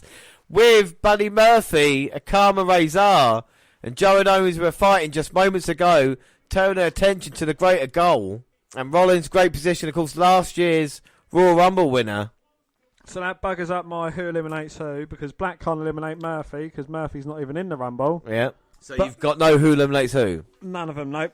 Well, we're going to right now. Rollins coming out. You've got to think Rollins is a slight favourite, especially with his cronies behind him. But Owens and Joe just saying, come on, team up. Well, it's a completely different Rollins to the Rollins from last year as well. Owens and Joe, they're not waiting around. They've gone outside to take out Rollins and his cronies, but it's a 2-on-1 beatdown. Now they've got Akam and Razar taking out everyone else at ringside as well. And so's Murphy throwing Edge into barricade. Orton thrown into the ring post. Oh my God, and Orton sent into the English announce table. No, McIntyre! Boom! Stomp! How many finishes has McIntyre taken already here tonight? And now Rollins looking at his former friend Roman Reigns. And Ali B coming to fight. Rollins pushing him off. Rollins with a stomp to Reigns. And now Rollins might be getting rid of your pick down, Reigns. No. After the curb stomp. Thank you, Ali B. You almost like Ali B knew. And now Ali B now with a trade to Rollins. And a huge kick by Aleister Black. Ali B, oh, and Murphy there grabs that second rope. Ali B falls, and then a super kick by Seth Rollins, throwing Aleister Black at this match. So Buddy Murphy had something to do with it in a way by touching that second rope, but it was Rollins who got him over. And that Stunner! And he sent Seth Rollins over, but he didn't eliminate him. Rollins got caught by Carmen Razar. That's pissed Joe off, who started attacking him. And Owens there as well. Rollins now, with the help of AOP, eliminates Owens. And now here comes Joe. The coquina clutch. And he's got Seth Rollins looking to get him out, but here comes Ben. With a kick to the back of Joe. And I don't think that was a good idea. What a parasite Murphy is. And Joe now with a shot, and Rollins completely ruined this match. Getting another elimination. And it's Seth Rollins who's turned this around now. Well, Seth Rollins with the help of his bitches. Well, let's not forget Randy Orton and Edge is still in there. So we got a final five, and now Joe going after Murphy. Well, Joe, Owens, and Black are taking out the team of Akam, Razor, and Buddy Murphy. Well, wait a minute. If they're fighting up the entranceway, Rollins is going to be left to fend for himself, as this is breaking down on the outside. And Seth's a bit panicky now. He hasn't got his bitches by his side. Oh, Rollins can't believe it, looking on, saying, what's going to happen now? Like I said, he hasn't got his cronies. He's got to fight for himself. Yeah, he won the Rumble last year, but like I said, it's different. Seth Rollins. And he's looking at McIntyre and Reigns. He's been through it, both of our picks. And now here come Rated RKO. And what an unbelievable moment. Oh, and Randy Orton is surrounded now. You've got Rated RKO, you've got McIntyre, and you've got Reigns. And Seth's like, whoa, hang on a minute, guys. Well, Rollins saying to everybody, come on, we cool, yeah? And now he's looking at Reigns and saying, remember us? Remember what we used to do? We're brothers. Fist me in the ring. Fist me in the ring, brother. We'll never get that. Get rid of them. We'll be fine. Will Reigns fist Seth Rollins in the ring? Or will he take out the Monday Night Messiah? Well, what will Reigns do? As the other three look on, he is. No, he fisted him in the face. Superman punch now. Edge has got Rollins. He's going to throw him in. Power slam by Orton. And getting ready for McIntyre. McIntyre now Claymore kick. He's got Seth. He's going to get rid of him. And Seth Rollins is eliminated. McIntyre gets his fourth elimination. And now we're down to the final four, Dan. So who are your final four that you picked? Reigns, Rollins, Cena and Strowman from out of four. And I've got Corbin, Rollins, McIntyre and Reigns. So I've got two. And now I can't believe it. Edge could possibly win this Rumble. The only person I don't want to win is Randy Orton and Roman Reigns, actually. Well, everyone else has won a Royal Rumble, James, apart from McIntyre. So everyone knows what it takes to win. Oh, here we go now. It's breaking down. Rated RKO teaming up here Come on now, McIntyre. Stay in this one. to take down the Mook. Oh, my God. Now Orton's going to try and get rid of Red. No. He's going to throw him shoulder first into the ring post. Backbreaker. And now Orton's going to help out his buddy, old pal. Oh, no. Come on, Drew. Stay in this one. You can do this, son. Huge uppercuts from Orton. Yeah. Glasgow kiss. Rocks Randy. No! RKO! No! Eat that, you Scottish twat.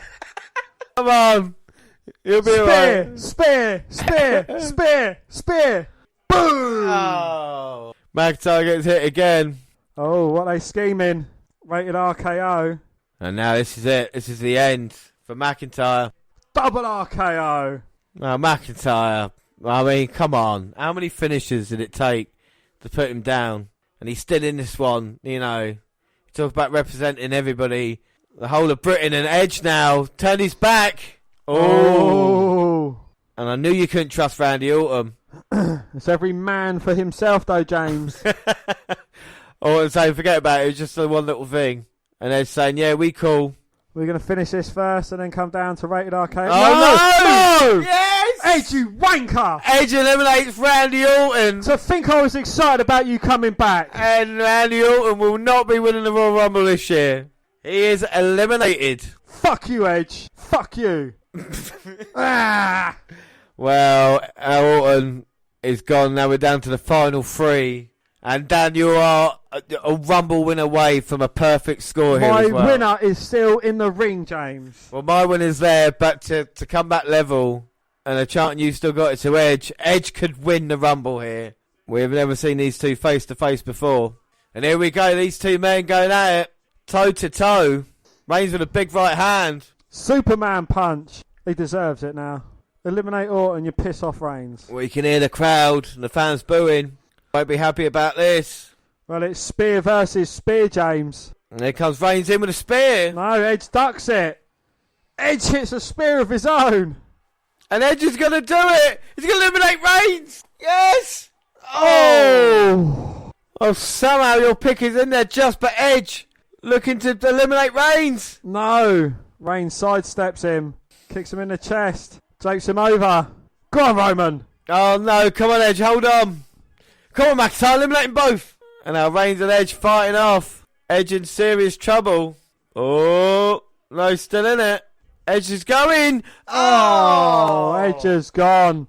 And James, yet again, the final two in the Royal Rumble is me versus you. Come on, McIntyre. No, Edge is gone. Reigns is a lot more fresher. Superman punch. Oh. That's it, my boy. No.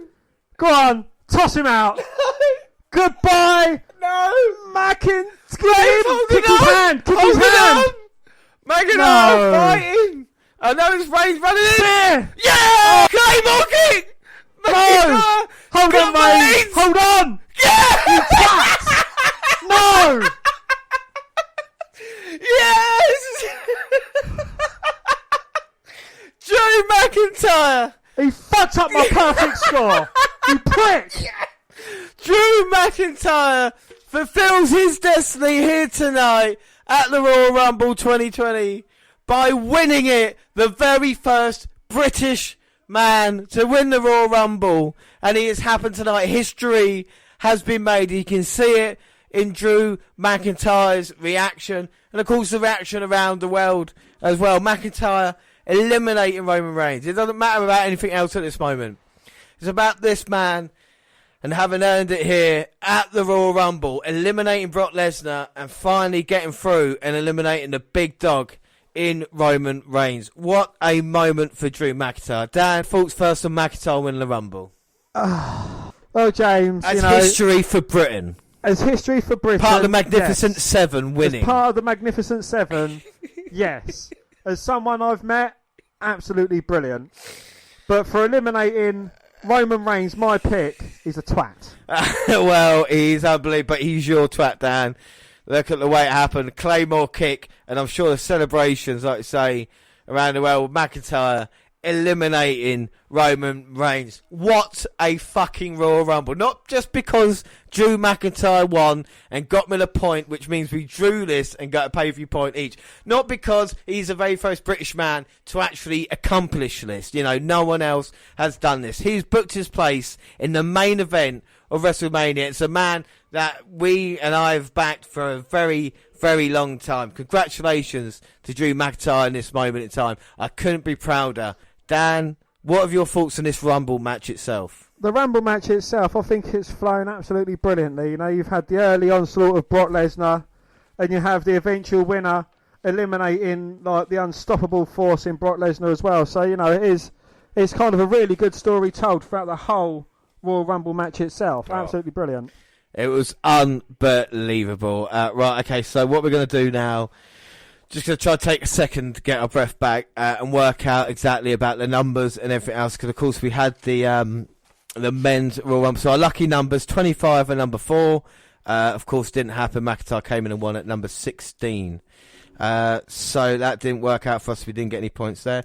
Who eliminates who, Dan? Did you get any of your 3? 0. I got McIntyre eliminates Reigns. So I got 1 point for that for JR. Most eliminations, who did you go for? Lesnar. So you got that. I went for McIntyre. Iron Man? Brock Lesnar. Iron Man was Drew McIntyre. And my Iron Man was Roman Reigns, so not while there. Santino? R-Truth, not even in it. I went R-Truth, not even in it. It was Rowan at 8 seconds. Bloody hell. Surprise, I went Booker T.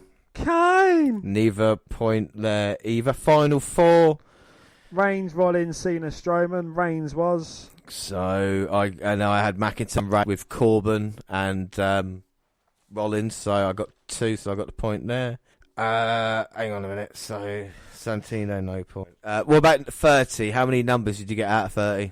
Well, how many people in the... Yeah, how many people numbers actual correct that come out the same numbers? Brock and Kofi, 2. I got 5, so I get a point for 30. And how many people did you get correct? 1, 2, 3, 4, 5, 6, 7, 8, 9, 10, 11, 12, 13, 14, 15, 16, 17, 18. 21 I got. Point for... So that's 4-1 there with a bonus point. So that means 8-4 at the moment then overall with bonus points. But of course we've got the Dusty Rhodes Classic coming up with that. Pay-per-view point means Macca's draw. So it's 7-all in the end. Just the men's rumble catching you out. So it's 1-all starting with that in the new year as well. Unbelievable stuff. So let's just run through the card quickly and we'll skip over the kickoff matches. What do you think? What did you score the women's rumble? What did you think out of 5? The women's rumble, it kind of flowed quite well. There was a few surprises. I actually quite like the fact that they didn't announce everyone. So, you know, there was a few in there like Mighty Molly, Beth Phoenix, Santini, you know, a few little wild card entries in there. You know, the good thing is that as majority of the women actually in it came through NXT, which is absolutely brilliant, or, you know, are still in NXT. Yeah, I'm going to give that a 3 3/4. I'm going to give that a 4 1/4. Because I really enjoyed it. Like I said, I always love Rumbles, and again, it felt really, really enjoyable for me. We started the kickoff match 3 out of 5 with Sheamus Shorty G, 3 1/4 out of 5 for CN Humberto, 3 3/4 for Reigns CN Alberto. CN Humberto, and then Reigns and Corbin 3 3/4, and of course 4 1/4 for me for the Women's Rumble. Bailey Evans 3 out of 5. It was short and shit. Versus Brian, Dan. I'm going to give that a 4 out of 5. I thought it was quite an enjoyable match. You know, Daniel Bryan certainly bought it, and you can tell that he'd been through war by the end of this as well. Without a doubt, a 4 out of 5 for me. And then Lynch versus Oscar.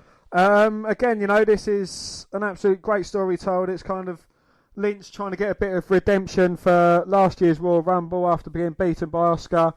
The kind of heel Oscar backfiring on her as well. The Becky come that and get the victory. I am disappointed in seeing Oscar losing, but it was still a very enjoyable, very entertaining match. I'm going to give that a 4 out of 5 as well. I'm also going to give that a 4 out of 5. Job done really for that. And then the men's rumble, or mum's rumble even. I mean, it was one of the best rumbles we've had in years. It is the best rumble we've had on the podcast, without a shadow of a doubt. Fucking hell, yeah. You know, not just for the end, but it was, all the way through. It flowed really well. With Brock Lesnar being absolutely unstoppable. As I said, McIntyre kind of being the one that unseats him. Not being as strong as Lesnar, but still managing to fight, grit and determination to get through to the end and get the victory.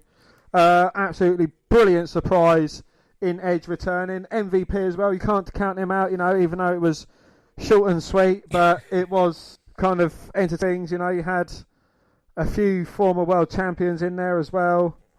It just had everything you wanted from a Rumble. Absolutely, The surprise, like the Edge, what did you feel when Edge was like you felt something in your gut? Do you know what I mean? I felt the goosebumps as he came out, and then you kind of see him in the ring hitting spear after spear after spear, then teaming up with Orton. What's going to happen there? Because he threw his teammate out. Is there going to be a bit of overhaul? And even with the McIntyre just staring at Brock Lesnar as he's throwing him out as well. It was incredible. Like the treatment of McIntyre, even if I wasn't a fan of McIntyre, this night made him a star. They could have ended with a Lesnar elimination, but they continued. And to have Reigns eliminating Edge as well and having the crowd against Reigns instead of McIntyre, then, that's everything I loved about it. Especially McIntyre winning. Like I said, the first British man, we waited too long. McIntyre finally now can turn the corner and become the first British man to win a heavyweight championship. It was unbelievable for me. Match of the night by far. I agree with that. 5 out of 5. My man and like Drew McIntyre as well. Like I said, what a performance. What a guy he is. He deserves all of this. How nice he was and what he has done with, other promotions and stuff like this. He's a fucking professional and he deserves his chance now. Well, my man of the night, James, you're not going to believe this, Baron Corbin. For one simple fact, he got Matt Riddle out. He'd had a match early on, got beaten. No, it wasn't the terriblest of matches, but it wasn't anything great. But to come in and to just eliminate Matt Riddle, I mean... My only complaint is I'm a little bit upset I wasn't there to see it live. If I ever wanted to go see a Royal Rumble event, to see McIntyre win it would be amazing. There is no doubt, I probably won't get to WrestleMania, I will be staying up until God knows when McIntyre is facing Lesnar. That is going to be incredible. I really dug this pay-per-view. Dan, what your score out of 10? I'm going to give it a 9 out of 10. What did you enjoy about it? I just enjoyed how both Rumble matches, they just flowed really freely. They didn't seem like they was taking too long. The filler matches weren't up to scratch, but I think, kind of, if you focus mainly on the Royal Rumble matches and the title matches, aside from the Becky Lynch match, aside from the Bayley match, it was all above par. Yeah, it's awesome. I mean, like I said, even the way we paced it today with the missing of the matches worked really well. Like I said, that's how the Royal Rumble should be, and it's a response for New Japan Pro Wrestling and for everything else that we've had as well. It's been incredible. What a Rumble. I'm going to give it a 9.5 out of 10. It's one of my favourite Royal Rumbles I've seen in many years. I don't think not since 2008 have we had a Rumble as good as that. Like with the Edge return. The Edge return. Oh, fuck yeah. And of course the McIntyre win as well. Let's hope they can capitalise on the momentum here tonight. Should say I don't really like, the network is still on, obviously, with subscriptions. But the bump was on, McIntyre was on there, and he was talking about how many finishes he took in the match and about how much it meant to him. And that's not bad, it's a 20-minute interview at the start. It's well worth it. All right, before we go, Len, we've talked about the Rumble. Let's move on to a little bit of side news that's happened afterwards. All right, so the first bit of news, Dan, it's your 311 boy. Yes, Andrade has been suspended for 30 days for WWE wellness policy violation. Yeah, so, I mean, does that mean he's going to be dropping the US title, do you reckon? Oh, I don't know. Possibly, yeah. Yeah, well, you see Humberto taking him out on Raw, and we'll go on to Raw in a minute. My pick for Iron Woman, Sasha Banks, was not in the Rumble. Why? Well, she's dealing with an injury, and it's currently not cleared to wrestle. Although WWE has not confirmed the nature of the injury, Banks indicated on 17th of January that she has an ankle injury. This would explain why they've been doing the storyline where her matches against Lacey Evans have been cancelled. More updates on Banks as they happen. Well, WWE star AJ Styles, I don't know why I'm saying WWE star, AJ Styles might separate the shoulder when Edge speared him, but Styles said it was his fault and he'll be back hopefully before WrestleMania. Matt Riddle's quick exit from the 2020 Men's Rumble was reportedly a result of some backstage heat, according to some twat. There's a lot of heat on the twat due to the belief that he has rubbed some people the wrong way. He entered the match 23rd, but he was eliminated just 41 seconds later by my man of the night, King Corbin, to the shock and delight of many members of the WWE universe. Yeah, Brock Lesnar said to me, you've got to keep my name out your mouth. So, I mean, are they building up towards it or not? I mean, it wasn't a great performance at the Rumble, was it? Charlotte, after winning the Rumble, might be picking NXT. She might be facing Rhea Ripley at WrestleMania. Would you be interested in seeing that? That would be very interesting. Will it bring some more eyes to NXT? Well, they've been losing at the moment to AEW, haven't they? So I think they do need that.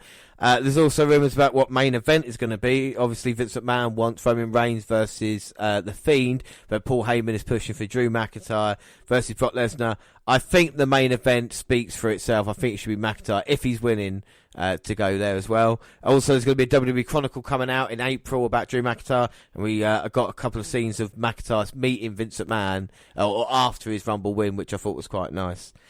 Right, on Raw, McIntyre chose Brock Lesnar to face him, and we had your mate, Randy Orton, your good friend. Well, James, as you can see, was understandably pissed off about being eliminated from the Royal Rumble by his so-called teammate. I know he was playing about with him, pretending to sneak up, but he wouldn't have eliminated Edge. He's not like that. You know, but for Edge to eliminate him, Orton was obviously visibly pissed off about it. The man could have gone on to become only the second three-time Rumble winner in WWE history. So he made him pay for it, James. Rightly so.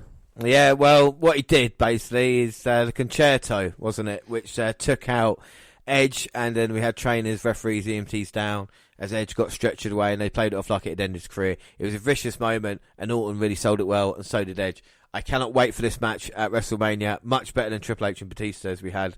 Then on SmackDown, Mandy Rose said she's going to go on a date with Otis Dozovich. Finally. That is happening, which is good news. And Braun Strowman beat Shinsuke fucking Nakamura for the Intercontinental title. That is Strowman's first gold in WWE. Is it the right move for Braun? Does that not count the greatest Royal Rumble belt? No, I don't count that tactic. Single championship. Is that a good move for Braun Strowman? That is a very good move, but is it too little too much? We shall see. I don't think he's ever going to be a main eventer again. Right, so that's basically it. Let's not forget, overall scores finished at the Rumble 7-7. So it means we both get a pay-per-view point each. It was a great Royal Rumble event. Don't forget you can follow us on Twitter at WNR270 Review or at Vince McDan, WWE. I'm at J_Rose. Across all the Google platforms, send us an email to WNRpodcast@gmail.com. We're on Instagram at WNR Podcast. Yes, Facebook, come and find our page and give us a like with a WNR Podcast. And come and find me and add me as a friend. I am Vince McDan. Subscribe to our YouTube channel, the WNR Podcast, where you can find all the clips, podcasts go at the same time on YouTube. There are places like SoundCloud. On your phone. We're on Spreaker Radio. Of course, we've got a live show, Stitch Radio and iTunes, where you can download, subscribe, rate and review there. But that is it. Don't forget, our next episode will be the Nigel McGuinness special, where Dan will be speaking like this. I'll be speaking like my Nigel McGuinness voice because that's how Nigel speaks. For the entire episode. But until then, what a great Rumble. I'm going to rewatch McIntyre winning. Until then, I have been James Rowlands. And as always, I've been joined by... Damn right. Thanks for listening, everybody. I'm going to rest my voice. Bye. Bye.